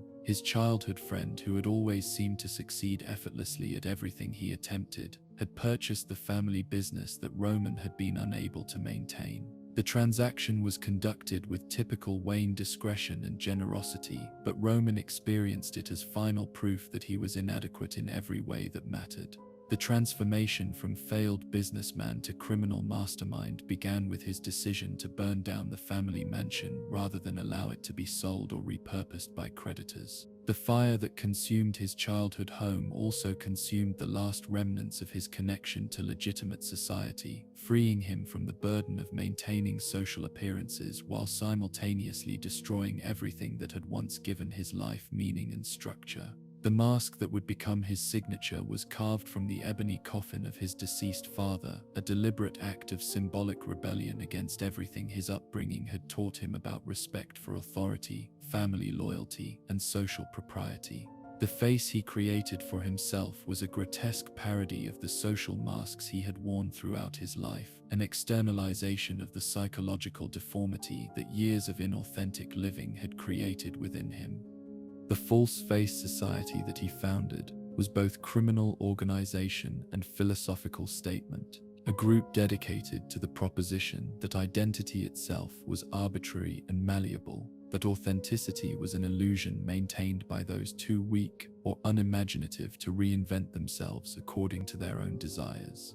His followers wore masks not just to conceal their identities, but to liberate themselves from the constraints of fixed personality, to become whatever the situation required rather than remaining trapped by their histories or original natures. Horvuals, Wichanteens, Warbury cells, Wichanteens fiti. His criminal methodology was marked by elaborate theatricality that transformed every crime into a performance, every heist into a statement about the artificial nature of social order and moral categories. He didn't simply steal money or kill enemies. He created scenarios that revealed the arbitrary nature of the distinctions between legitimate and criminal behavior, that demonstrated how thin the line was between respected citizen and dangerous predator. The psychology of his mask obsession went deeper than simple concealment or intimidation, reflecting his profound alienation from his own identity and his desperate search for an authentic self that might exist beneath the layers of social conditioning and emotional damage that had accumulated over his lifetime.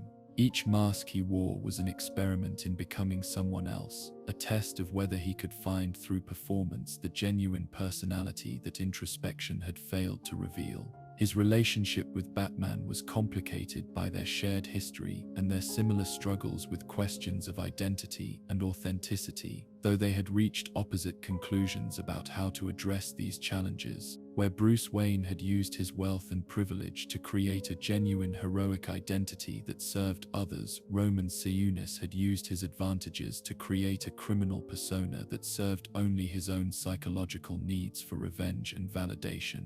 The false faces that gave his organization its name became symbols of his philosophy that identity was performance, that personality was choice, that anyone could remake themselves into whatever they chose to become if they were willing to abandon the constraints of conventional morality and social expectation. But the freedom he preached was also a form of imprisonment, trapping him in an endless cycle of identity experiments that never provided the authentic selfhood he was seeking. In the quiet moments between elaborate criminal schemes, when his hideouts fell silent and his followers removed their masks to reveal faces that seemed strange and unfamiliar even to themselves, Black Mask sometimes contemplated the possibility that his search for authentic identity had led him further from rather than closer to genuine selfhood. The masks that were supposed to liberate him had instead multiplied his alienation, creating not authentic identity but infinite possibilities for inauthentic performance. In the glamorous theaters of Gotham's entertainment district, where dreams took physical form under bright lights and applause could transform ordinary people into gods and goddesses who lived forever in the collective memory of their audiences, there once performed an actor whose hunger for recognition and permanence would ultimately transform him into something that existed beyond the normal boundaries of identity, personality, and physical form. Basil Carlo approached acting with the desperation of someone who had discovered that performance was the only realm where he felt truly alive, where his deep sense of inadequacy could be temporarily masked by the assumption of characters who possessed the confidence and charisma he had never developed in his authentic self. His early life had been marked by the kind of anonymity that is almost aggressive in its ordinariness, a childhood and adolescence so unremarkable that even those who lived through it with him would struggle to recall specific details or defining moments. Basil was the kind of person who seemed to fade into backgrounds, whose presence in any room went unnoticed, whose absence was never remarked upon. He grew up feeling like an extra in other people's stories, a supporting character in narratives where he had hoped to play leading roles. The discovery of his theatrical abilities came during his college years when a drama professor recognized that his chameleon-like capacity to disappear into roles might be transformed from social liability into professional asset. On stage, Basil became electric, capable of inhabiting characters so completely that audiences forgot they were watching a performance. His gift lay not in projecting his own personality through different roles but in temporarily ceasing to exist as himself, allowing the character to completely occupy the space where his identity should have been. His early career in Gotham's theater scene was marked by critical acclaim that should have brought satisfaction but instead only intensified his hunger for recognition and permanence. The problem with theatrical success was its ephemeral nature. Each performance existed only for the duration of its presentation. Each character died when the curtain fell. Each moment of connection with audiences was immediately replaced by the return to his ordinary, unremarkable self. The transition from legitimate theater to horror films was motivated by practical considerations as much as artistic ones. The movie industry offered longer-lasting recognition than theater, the possibility of performances that could be preserved and repeated, the chance to create characters that might outlive the actor who portrayed them. His signature role as the villain in The Terror should have been the career breakthrough he had always sought, establishing him as Gotham's premier horror actor and providing him with the lasting recognition he craved. But the film industry proved to be even more ephemeral and cruel than theater, focused on youth and novelty in ways that made aging actors disposable regardless of their talent or dedication. The remake of the terror that excluded him in favor of a younger performer represented not just professional disappointment but existential crisis. The recognition that even his greatest achievements could be casually discarded when they no longer served others' commercial interests. The psychological breakdown that followed his exclusion from the remake was characterized by a complete inability to distinguish between his identity as an actor and his existence as a person, between the characters he had portrayed and the self he had neglected to develop. Without the structure of performance to give his life meaning, without the validation of audiences to confirm his existence, he found himself facing questions about identity and purpose that his entire adult life had been organized to avoid confronting. The transformation into Clayface began as an attempt to reclaim his signature role through violence and intimidation, to eliminate the competition that had replaced him and to demonstrate that some achievements couldn't be casually discarded or transferred to others. His initial crimes were motivated by artistic rather than financial concerns, by a desperate need to prove that his performances had permanent value that couldn't be replaced by younger, more commercially viable alternatives. The accident that gave him his shape-shifting abilities occurred during a confrontation with security forces at the film studio where the remake was being produced. The experimental chemical compounds he had been exposed to during his years of horror film work, combined with his psychological state and the stress of his criminal activities, triggered a transformation that was both physical and metaphysical, altering not just his appearance but his fundamental relationship to the concepts of identity and form. The clay-like substance his body became was both liberation and imprisonment, granting him the ability to assume any appearance he chose while simultaneously making his original form impossible to maintain or recover. He had become the ultimate actor, capable of perfect impersonation of anyone he studied, but at the cost of losing any fixed identity around which to organize his sense of self. He could be anyone, which meant he was no one. His criminal career as Clayface was marked by crimes that were more performance art than conventional criminal activity, elaborate scenarios designed to demonstrate his shape-shifting abilities while exploring themes of identity, authenticity, and the relationship between performer and audience. He would assume the identities of his victims not just to facilitate his crimes, but to experience what it felt like to be someone else, to inhabit lives that seemed more real and substantial than his own had ever been. The psychology of his transformation reflected deeper truths about the relationship between performance and identity, about the danger of defining oneself entirely through external validation, about what happened when the boundary between authentic self and performed character disappeared entirely. Clayface had achieved the ultimate actor's dream, to complete transformation into his roles, but had discovered that such transformation was indistinguishable from complete loss of self. His encounters with Batman forced him to confront the possibility that his quest for permanent recognition through performance had led him to become something that could never be truly known or understood by others. The Dark Knight's detective skills were challenged by an opponent who could literally become anyone, whose crimes left no consistent psychological profile, whose motivations shifted along with his physical form. The tragedy of his condition was that his shape-shifting abilities, while granting him unlimited potential for transformation, had also made genuine human connection impossible. How could anyone form a relationship with someone whose appearance and personality could change at will? How could he trust his own emotions when his physical form influenced his psychological state? How could he distinguish between authentic feelings and performed responses when the line between self and role had been permanently erased?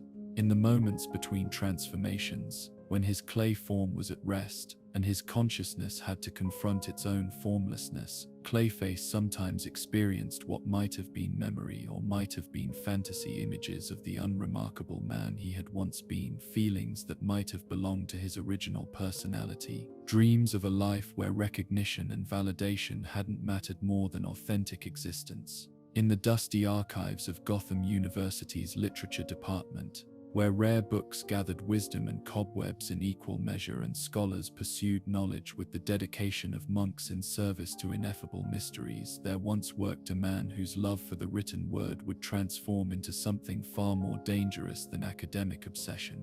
Dr. Jervis Tetch approached literature with the passion of someone who found in fictional worlds the acceptance and understanding that reality had never provided. But his journey from respected scholar to criminal mastermind would reveal how thin the line can be between imagination and delusion, between literary appreciation and psychological escape.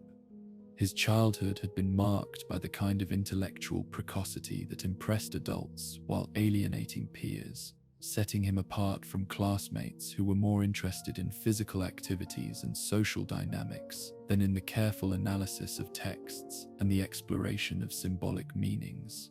Young Jervis found solace in books that others his age found incomprehensible or boring, losing himself in stories that seemed more real and meaningful than the mundane experiences of school and family life.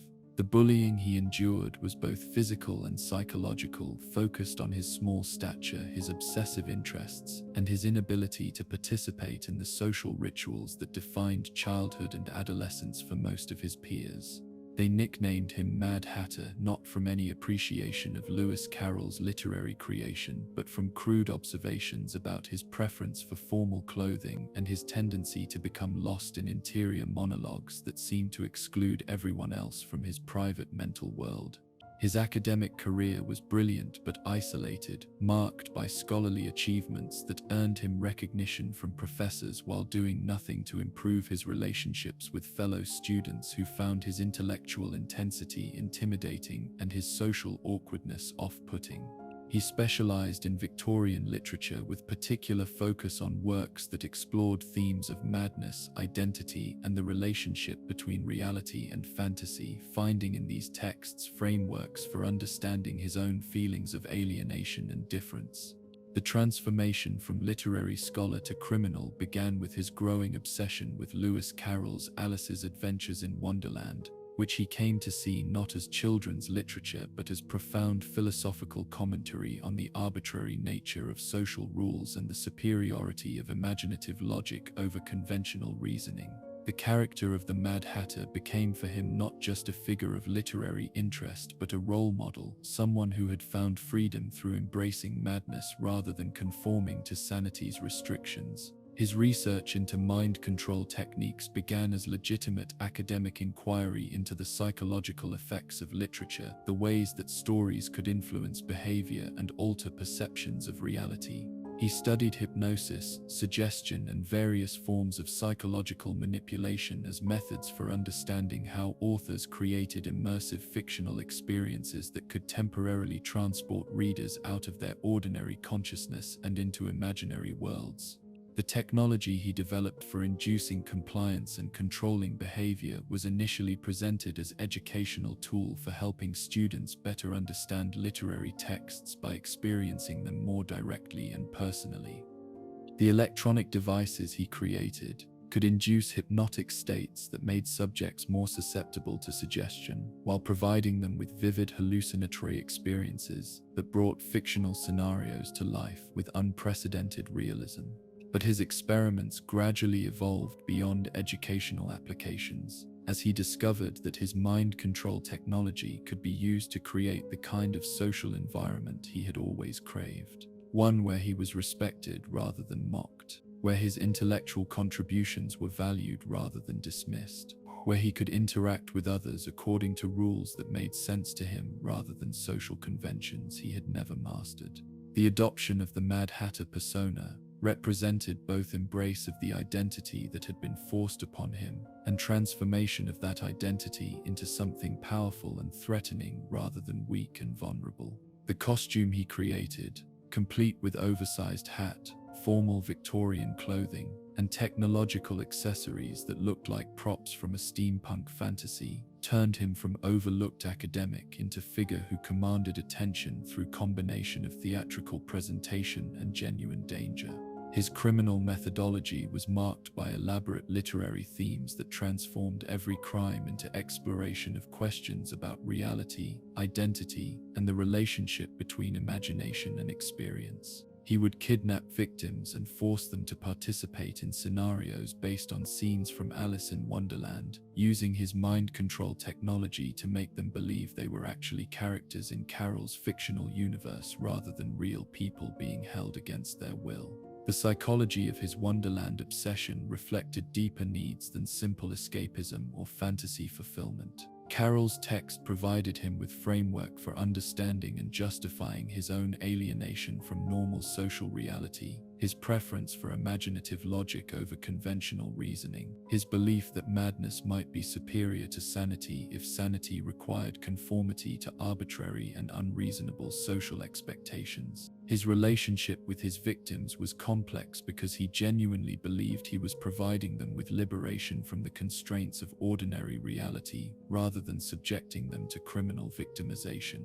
In his mind, the mind control technology freed people from social conditioning that prevented them from experiencing the wonder and freedom available to those brave enough to abandon conventional logic in favor of imaginative possibility. The encounters with Batman challenged his fundamental assumptions about the relationship between imagination and reality, forcing him to confront the possibility that his literary-inspired crimes were causing genuine harm rather than providing enlightenment.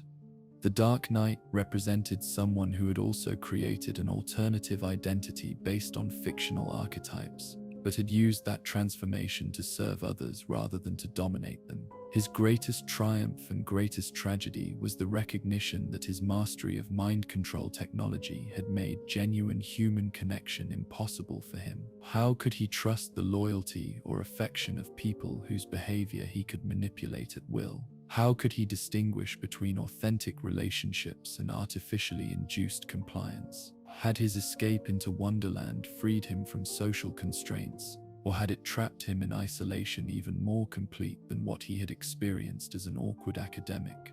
In the quiet hours between elaborate criminal schemes, when his hideouts grew silent and his electronic devices powered down, the Mad Hatter sometimes experienced moments of clarity that revealed the emptiness at the heart of his imaginative empire. He had created a world where he was respected and feared, where his literary knowledge was valued and his intellectual superiority acknowledged, but it was a world populated by people whose responses to him were artificially induced rather than genuine, whose participation in his scenarios was coerced rather than voluntary. In the grey corridors of Gotham's state mental health facility, where broken minds sought healing through a combination of medication, therapy, and time that moved as slowly as institutional bureaucracy could make it, there once lived a man whose relationship with his own identity was so fractured that he had created an entirely separate personality to handle the aspects of existence that his original self found too threatening or overwhelming to manage.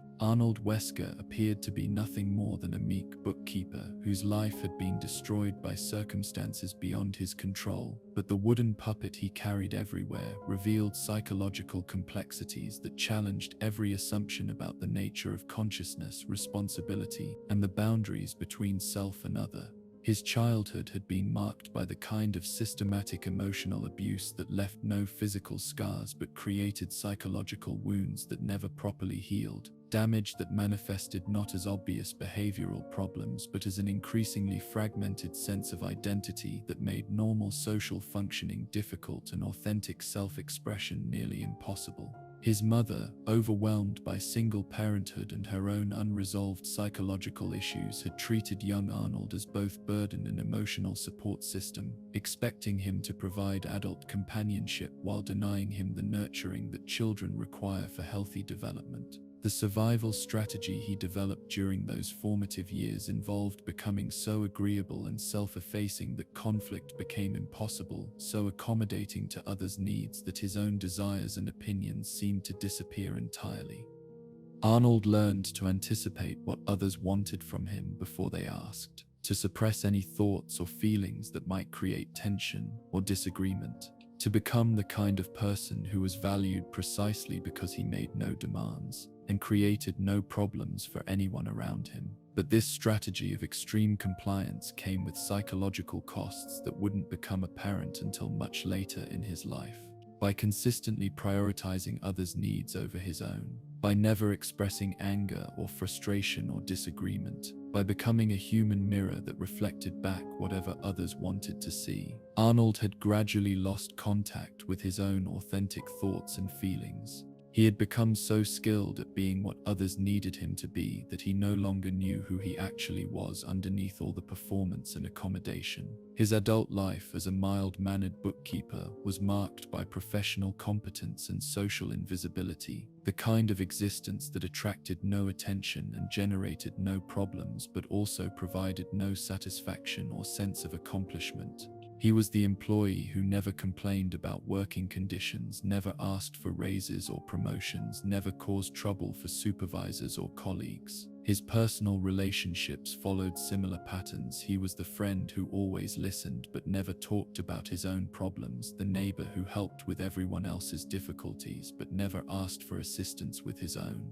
The criminal incident that would transform his life forever was supposed to be nothing more than unfortunate circumstance, wrong place and wrong time, rather than any reflection of his character or choices. The bar fight that erupted around him was the result of tensions between groups that had nothing to do with Arnold, violence that he had tried to avoid by leaving as soon as the situation began to escalate. But his attempts to escape were blocked by the fighting, and in the chaos that followed, someone thrust a broken bottle into his hands and pushed him toward an opponent who was already wounded and defenseless. The killing that resulted was technically self-defense, but Arnold experienced it as the destruction of everything he had believed about himself and his relationship to violence and moral behavior. The mild-mannered bookkeeper who had never harmed anyone, who had built his entire identity around being helpful and harmless, had taken another human life with his own hands. The trauma of that moment fractured his already fragile sense of identity in ways that would have profound consequences for his psychological development.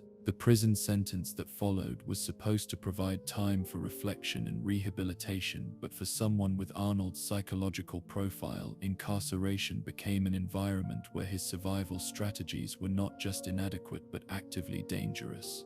The extreme compliance that had protected him in civilian life made him vulnerable to predation by other inmates, while his inability to assert himself or defend his interests made him appear weak and contemptible to prison's social hierarchies that respected only strength and aggression. The puppet that would become Mr. Scarface was initially nothing more than a woodworking project, a way for Arnold to occupy his time and develop a skill that might be useful after his release. The craftsmanship required gave him something to focus on besides his own guilt and fear, while the creative process provided him with the first sense of accomplishment he had experienced since the bar fight that had destroyed his previous life. But as the puppet took shape under his hands, it began to represent something more than simple handicraft. The voice that emerged when Arnold first manipulated the puppet's mouth was his own voice, but it expressed thoughts and feelings that his conscious mind had been suppressing for years. Mr. Scarface spoke with authority and confidence that Arnold had never possessed, expressed anger and frustration that Arnold had never allowed himself to feel, made demands and issued threats that Arnold would never have been capable of voicing. The puppet became a repository for all the aspects of his personality that his survival strategy had required him to deny and suppress.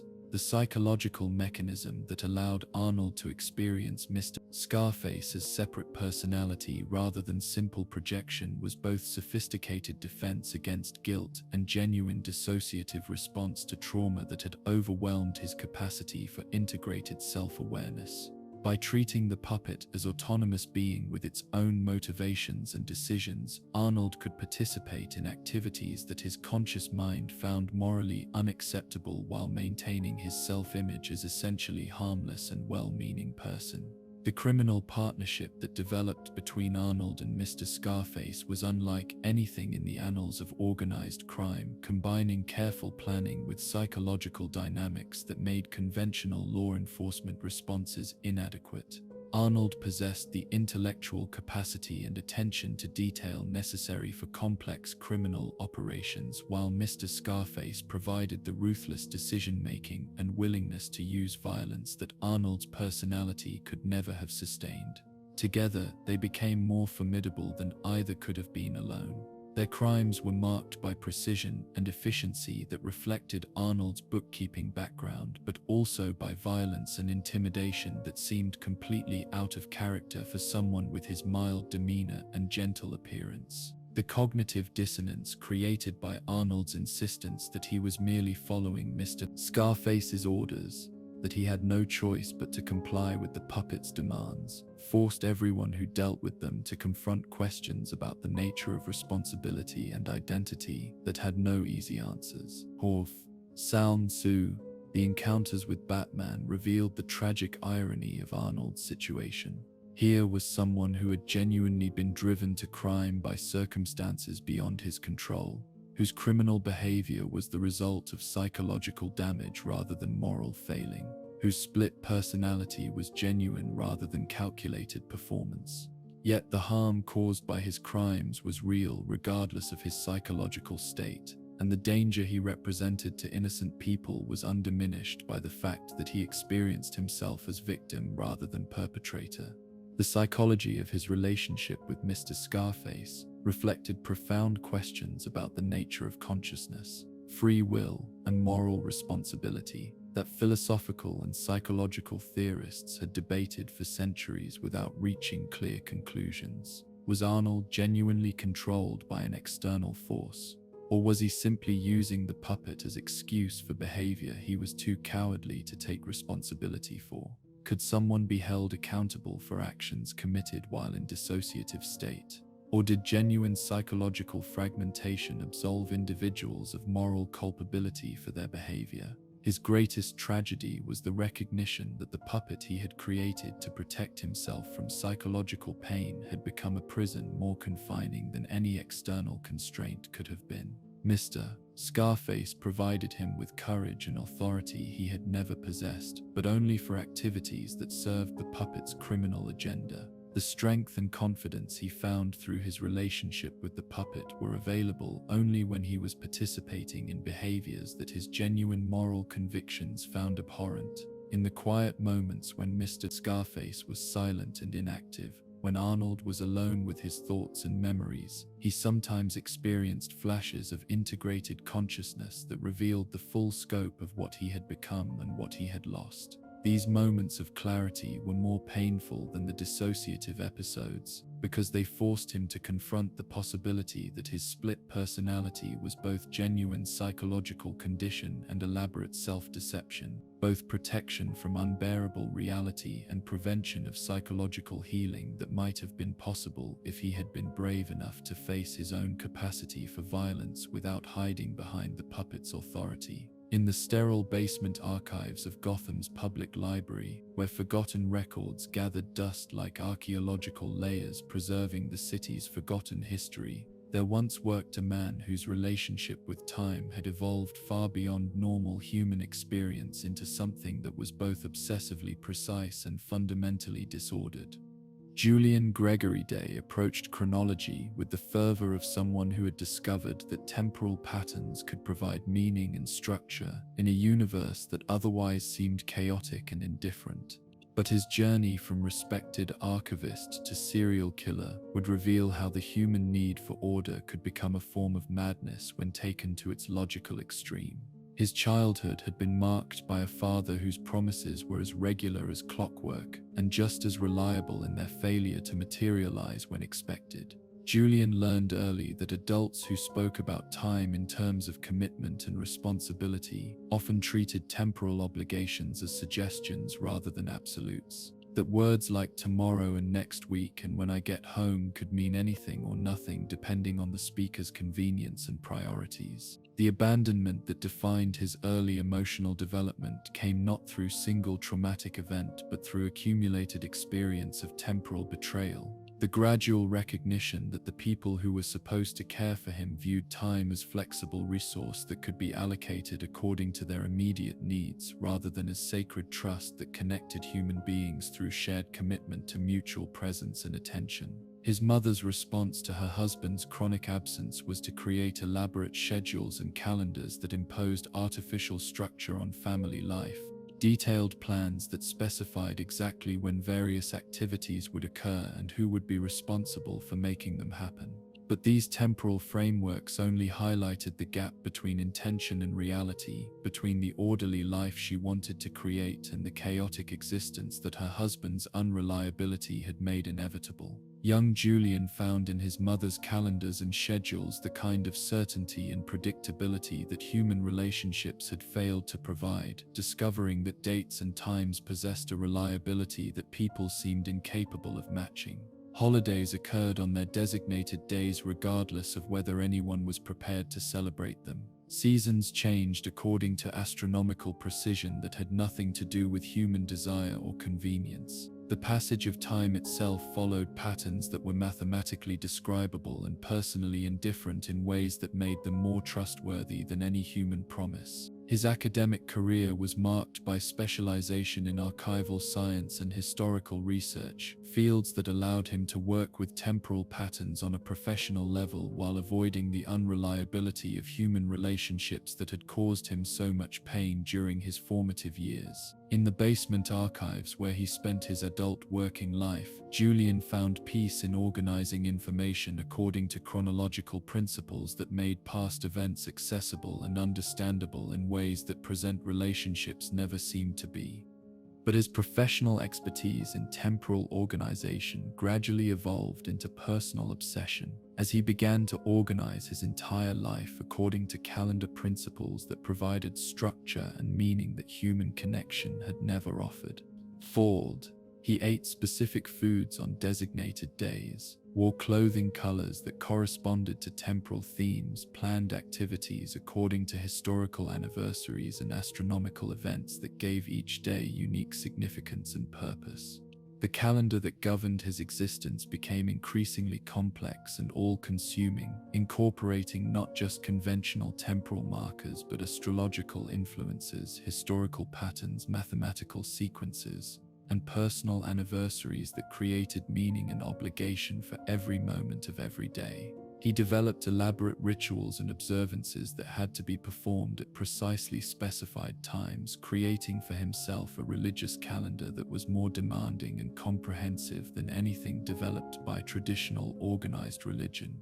The transformation from harmless eccentric to dangerous criminal began with his growing frustration with other people's casual disregard for temporal precision and calendar significance. He observed co-workers arriving late for appointments, friends forgetting important anniversaries, strangers treating holidays as meaningless interruptions to their routine rather than as opportunities for appropriate celebration and reflection.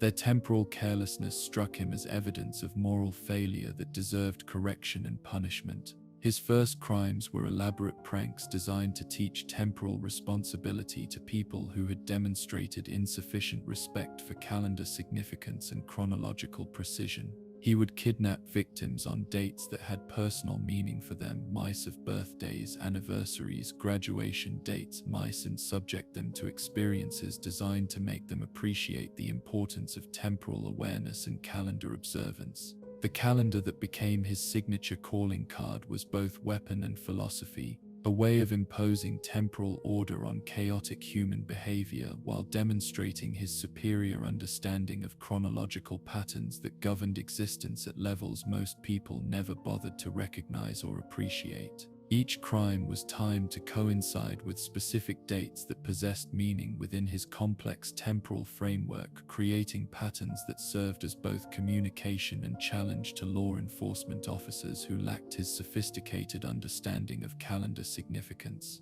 The psychology of his temporal obsession reflected deeper human needs for predictability and meaning that had been frustrated by his early experiences with unreliable caregivers and chaotic family dynamics. The calendar provided him with father figure who was always present, mother figure who never broke promises, family structure that never disappointed him with unexpected absence or broken commitments.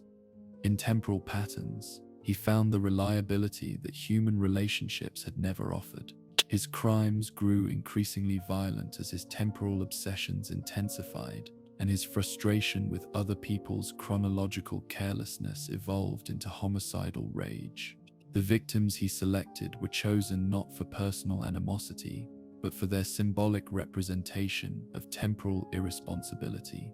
People who were chronically late, who forgot important dates, who treated calendar observances with casual indifference that struck him as deserving of ultimate punishment. The elaborate death traps he constructed were designed to demonstrate his superior understanding of temporal precision while forcing victims to confront their own calendar-related failures and moral shortcomings. Each execution was timed to occur at moments that possessed significance within his personal temporal framework, creating meaning and purpose that transformed murder from random violence into ritualistic observance of calendar-based religious principles. His relationship with Batman was complicated by the Dark Knight's own relationship with time and memory, his commitment to honoring the anniversary of his parents' death through lifelong dedication to crime fighting, his understanding that temporal patterns could provide structure and meaning for lives that had been shattered by trauma. Their confrontations became debates about healthy versus obsessive relationships with time, about whether calendar observance could provide genuine meaning or only artificial substitute for authentic human connection.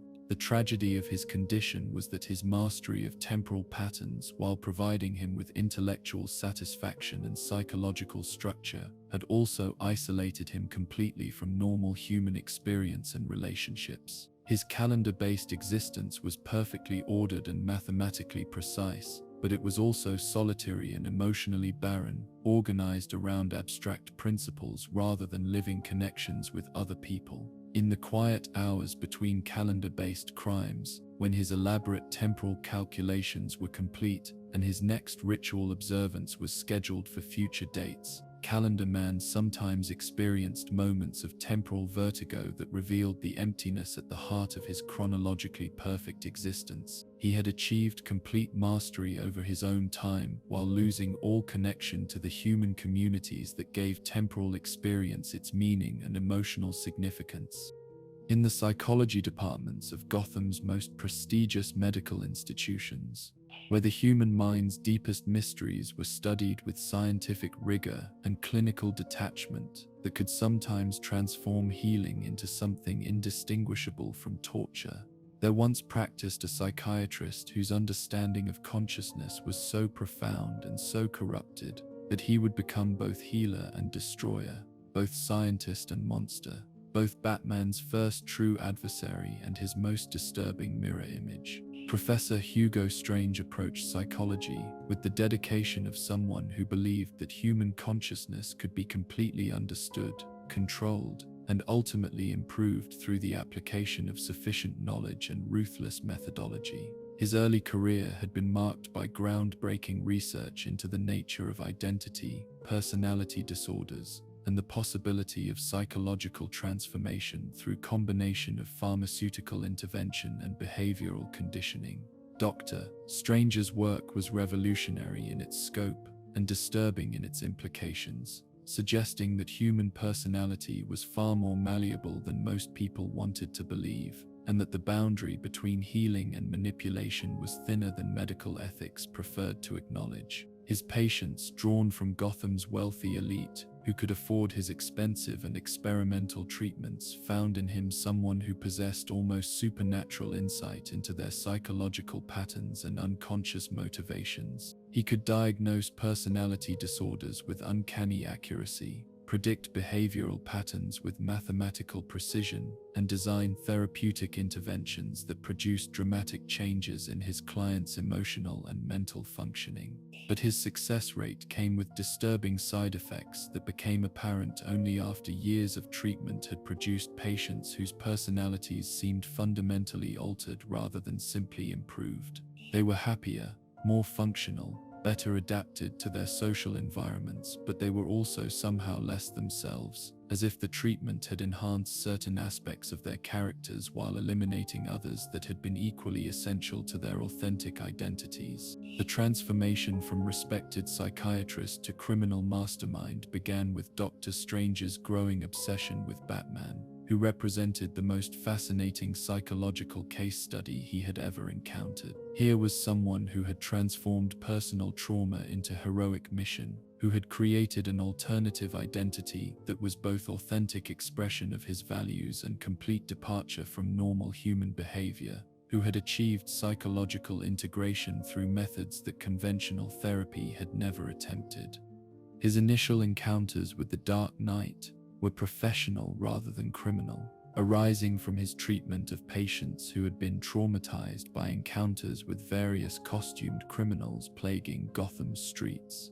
But Dr. Strange quickly realized that Batman himself was more psychologically interesting than any of his patients, representing a form of therapeutic success that challenged everything he thought he knew about identity, trauma, and the possibilities for psychological transformation.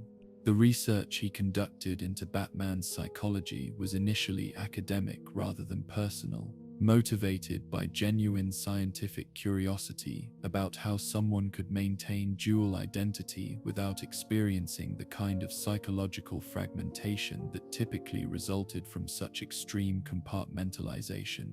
But his investigation gradually evolved into obsession as he began to understand that Batman had achieved something that his own therapeutic methods had never been able to accomplish: genuine integration of traumatic experience into purposeful action. His discovery of Bruce Wayne's secret identity was both triumph of analytical reasoning and beginning of his transformation from healer to predator. The knowledge that Gotham's most celebrated playboy was also its most feared vigilante provided him with psychological insight that was simultaneously scientifically valuable and personally intoxicating. He possessed information that could destroy one of the most powerful men in the city, leverage that could be used for purposes that had nothing to do with healing or scientific advancement. The criminal activities that followed were motivated not by conventional goals like wealth or power, but by his desire to test his psychological theories through practical experimentation on subjects who hadn't consented to serve as research participants. Batman's rogues gallery provided him with fascinating case studies in various forms of madness and criminal motivation, while the Dark Knight himself represented the ultimate experimental subject whose psychological destruction would prove Dr. Strange's theoretical superiority. His methodology combined sophisticated understanding of human psychology with complete disregard for ethical constraints that limited conventional research, allowing him to conduct experiments that revealed truths about consciousness and identity that more scrupulous scientists could never discover. He could induce specific forms of madness, manipulate personality structures, and create psychological conditions that demonstrated his mastery over the human mind's deepest patterns and most fundamental characteristics. The monster men he created through combination of genetic manipulation and psychological conditioning represented his most ambitious attempt to demonstrate that human consciousness could be completely redesigned according to his specifications. These creatures possessed enhanced physical capabilities but diminished intellectual capacity, making them perfect subjects for studying the relationship between mind and body, between consciousness and biological substrate, between identity and physical form. His relationship with Batman became increasingly personal as their encounters revealed the fundamental similarity of their approaches to human psychology and social control. Both used fear as weapon, both operated outside normal legal constraints, both believed that individual action could address problems that democratic institutions were inadequate to solve. Paul. The difference lay not in their methods but in their ultimate goals. Both Batman sought to protect society from its predators, while Dr. Strange sought to remake society according to his own psychological theories. The tragedy of his transformation from healer to monster was that his understanding of human psychology, while genuinely superior to that of his colleagues, had been corrupted by his inability to maintain appropriate boundaries between scientific inquiry and personal obsession. He had begun his career with genuine desire to help people overcome psychological trauma and achieve better lives, but his success had gradually convinced him that he possessed not just superior knowledge but superior wisdom about how human consciousness should function. His greatest triumph and greatest failure was the recognition that his psychological insights, while accurate and powerful, had isolated him from the very humanity he claimed to understand so completely.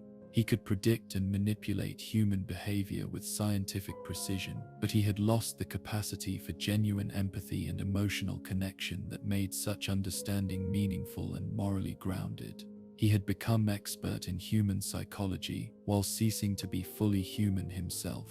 In the sterile laboratories where he conducted his most ambitious experiments, when his monster men rested between missions and his psychological research reached temporary completion, Professor Hugo Strange sometimes contemplated the possibility that his quest for perfect understanding of human consciousness had led him to lose touch with his own humanity. He had gained the power to reshape minds and create new forms of life, but at the cost of the very psychological integration and moral grounding that had originally motivated his interest in healing human suffering. In the shadowed corners of Gotham's criminal underworld, where lesser-known villains pursue their own twisted agendas with creativity that borders on the absurd, there exist figures whose stories are no less tragic or fascinating for being overlooked by history's spotlight. These forgotten rogues remind us that madness takes infinite forms, that obsession can transform the most unlikely interests into dangerous fixations, and that even the most seemingly harmless individuals can become threats when their particular form of brokenness encounters the right circumstances. Kite man Charles Brown discovered that the death of his young son, killed by the Riddler with a poisoned kite string during the War of Jokes and Riddles, could transform a simple childhood hobby into an all-consuming need for meaning in a meaningless world. His aerial crimes, conducted from elaborate hang gliders and accompanied by his signature cry of "Hell yeah," represent the triumph of absurdist hope over rational despair, the insistence that even the most ridiculous dreams deserve their moment of flight. Crazy Quilt, Paul Decker's transformation from talented artist to color-obsessed criminal, began with an experimental surgery that restored his sight, but left him able to see only the most vivid, saturated colors. His crimes became exhibitions in aggressive artistry, forcing Gotham to witness the world through eyes that found beauty only in the most extreme visual experiences, that could create meaning only through the kind of sensory overload that drove normal vision into retreat. The eraser Nunny fiasco carried his childhood humiliation about academic mistakes into a criminal career dedicated to eliminating evidence, erasing the traces that connected crimes to criminals, wiping clean the records that preserved society's memory of inconvenient truths. His obsession with correction fluid and erasure tools transformed him into someone who could make problems disappear, but only by making himself disappear as well into a life of professional invisibility. Polka Dot Man Abner Krill's mother had subjected him to experimental treatments that covered his body with interdimensional portals disguised as colorful polka dots, each one capable of producing weapons, tools, or transportation according to his psychological state. His crimes were motivated less by criminal ambition than by desperate attempts to find purpose for abilities that had been forced upon him without his consent, to transform medical victimization into something resembling voluntary identity.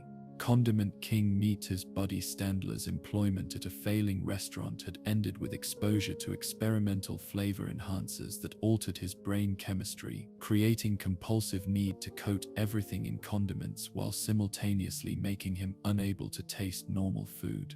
His crimes were sticky, messy affairs that transformed Gotham's streets into dining experiences that no one had requested, culinary terrorism that revealed how thin the line was between enhancement and contamination. The calculator Noah Cutler had transformed his mathematical genius into a criminal support system, providing computational services to other villains while remaining safely removed from physical danger. His crimes were intellectual rather than violent, solving other people's problems with elegant algorithms while creating new problems for law enforcement that had to adapt to criminality that existed primarily in digital rather than physical space. Maximilian Zeus had convinced himself that he was the Greek god of thunder reborn in modern Gotham, his delusions of divinity supported by wealth and technology that made his mythological fantasies seem convincingly real. His crimes were acts of classical drama performed on contemporary stages, ancient stories retold with modern weapons, theological arguments conducted through acts of violence that challenged Batman's commitment to protecting even those who believed themselves to be gods. These forgotten figures populated Gotham's shadows like supporting characters in an endless play about human nature's capacity for creative self-destruction. Each represented different approach to the fundamental challenges of existence: meaninglessness, powerlessness, isolation, the search for identity and purpose in a world that seemed designed to frustrate such searches. Their methods were often absurd, their motivations frequently incomprehensible, their success rates generally minimal, but their persistence testified to something indomitable in the human spirit that refused to accept defeat even when victory seemed impossible to define. The Tweed brothers, Dumfries and Diva Tweed, had used their identical appearance to create criminal partnerships that exploited the difficulty others had in distinguishing between them.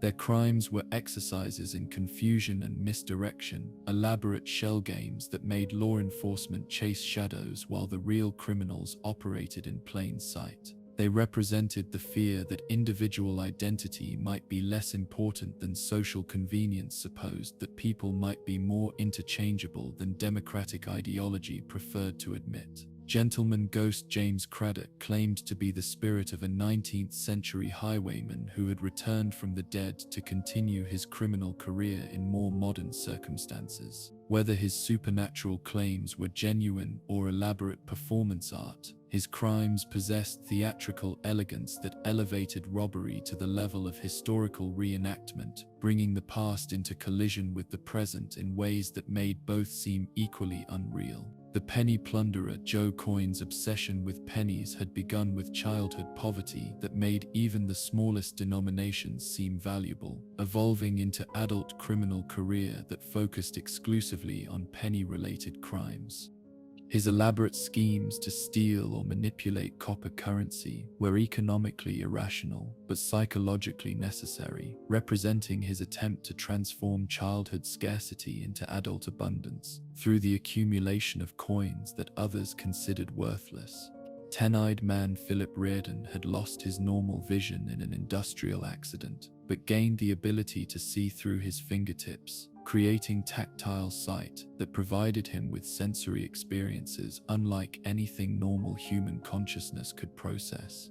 Dim-eyed man Philip Reardon had lost his normal vision in an industrial accident. His crimes were motivated by need to understand and control a world that looked completely different through touch-based vision, to create meaning from sensory input that had no established interpretive framework. These obscure villains shared with their more famous counterparts the essential characteristics that made Gotham's criminal underworld so psychologically fascinating. They were all individuals who had experienced some form of fundamental disruption to their normal relationship with reality, who had responded to that disruption by creating alternative frameworks for understanding and interacting with the world, and who had chosen to express their altered consciousness through activities that society labeled criminal, but which served important psychological functions for the individuals involved. Their stories reminded us that madness and criminality took infinite forms, that human creativity could transform any experience or interest into the foundation for elaborate alternative reality, that the line between harmless eccentricity and dangerous obsession was often determined more by external circumstances than by internal psychological states. They were living proof that in a city like Gotham, where the impossible had become routine and the extraordinary was expected, even the most unlikely individuals could find ways to make their mark on history, even if that mark was written in disappearing ink or polka dot portals or the accumulated weight of stolen pennies. In the grand tapestry of Gotham's criminal mythology, these forgotten figures served as background texture that gave depth and richness to the overall pattern. They were the supporting cast in a drama where everyone was simultaneously protagonist and antagonist in their own story, where every individual's quest for meaning and recognition could potentially transform them into either hero or villain depending on the choices they made when faced with the fundamental absurdity of existence in a world that seemed designed to frustrate human aspirations for order, purpose, and understanding. Their legacy was the demonstration that criminal behavior could emerge from the most unexpected sources, could be motivated by the most unlikely obsessions, could take forms that challenged every assumption about what constituted dangerous or antisocial behavior. They proved that in Gotham, anyone could become a villain if circumstances aligned properly with psychology, if external pressures matched internal vulnerabilities. If the right combination of trauma and opportunity created conditions where crime seemed like the only rational response to irrational circumstances. As these forgotten stories fade into the gentle rhythm of your breathing, let them become reminders that every human being carries within themselves the potential for both creation and destruction, both heroism and villainy, both meaningful contribution and meaningless chaos. The difference between these outcomes often depends on factors beyond individual control. Random encounters that can redirect entire life trajectories in ways that seem predetermined but are actually contingent on infinite variables that no one can fully predict or control.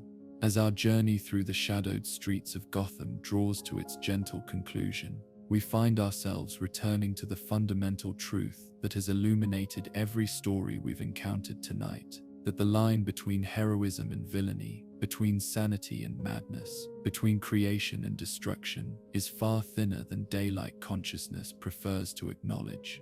Each villain whose story we've explored began as someone's child, someone who laughed and cried and hoped and feared with the same intensity that burns within every human heart. The chemical vats that transformed failed comedians into agents of chaos. The surgical procedures that turned healers into monsters, the traumatic moments that fractured personalities into fragments that could never quite reunite. All of these represent not deviations from normal human experience, but extremes of universal human challenges. We all face moments when laughter becomes our only defense against tears, when the desire to help others transforms into the need to control them, when the trauma of loss threatens to reshape us into something we might not recognize. In the safety of your bed, far from Arkham's cells and Ace Chemicals' vats, from underground lairs and elaborate death traps, these stories become what they were always meant to be, mirrors that reflect our own capacity for both darkness and light, cautionary tales that remind us how precious is the balance we maintain between our constructive and destructive impulses, gentle explorations of the human condition in all its complexity and contradiction. The eternal nature of these stories lies not in their specific details, but in their archetypal patterns, the way they give form to fears and desires that exist within every consciousness that has ever wondered about its own capacity for good and evil, sanity and madness, love and hatred. Batman's Rogues Gallery will continue to evolve and adapt, finding new forms and expressions as society changes and new fears emerge. But the fundamental questions they embody about human nature and moral choice will remain as relevant as they are eternal. Tonight, as Gotham sleeps under its blanket of fog and shadow, as gargoyles keep their stone vigil over a city that dreams fitfully of purple suits and green hair, of frozen hearts and fractured faces, of questions without answers and laughter without joy, remember that these stories exist to help us process the darkness within ourselves, not to add to it. They are vaccines against the very evils they describe, homeopathic doses of chaos that help us build immunity to the real thing. Rest now in the knowledge that every villain's story is also a story of choices made and unmade, of paths taken and untaken, of the infinite possibilities that exist within every moment for redemption or corruption, for healing or harm, for building or destroying. In dreams, even the darkest tales can become gentle lullabies. Even the most terrifying characters can become guides through the landscape of sleep. Even the deepest questions can find peaceful resolution in the quiet wisdom of rest. The morning will bring fresh opportunities to choose light over darkness, hope over despair, connection over isolation, meaning over meaninglessness. But for now, let these stories of Gotham's fallen angels become the soundtrack to your dreams, gentle reminders that understanding darkness is the first step toward choosing light, that every human heart contains both the capacity for great evil and the possibility of great good, and that the difference between them often depends on nothing more mysterious than the choices we make when we think no one is watching. Sleep well, knowing that in the realm of dreams all stories find their peaceful resolution, all questions discover their gentle answers, and all the darkness of the world transforms into the soft embracing shadows that carry us safely through the night toward the promise of dawn. Sweet dreams, and may your rest be filled with the kind of laughter that heals rather than harms, the kind of chaos that creates rather than destroys, and the kind of madness that looks suspiciously like the deepest wisdom the human heart has ever known. Good night, Gotham. Good night, everyone. Rest peacefully in the knowledge that every story ends not with darkness triumphant, but with the eternal possibility of light, not with questions unanswered, but with mysteries that become more beautiful the longer we contemplate them, not with fear victorious, but with love that persists even in the shadow of the deepest night. The villains sleep now too, and in sleep even they find peace.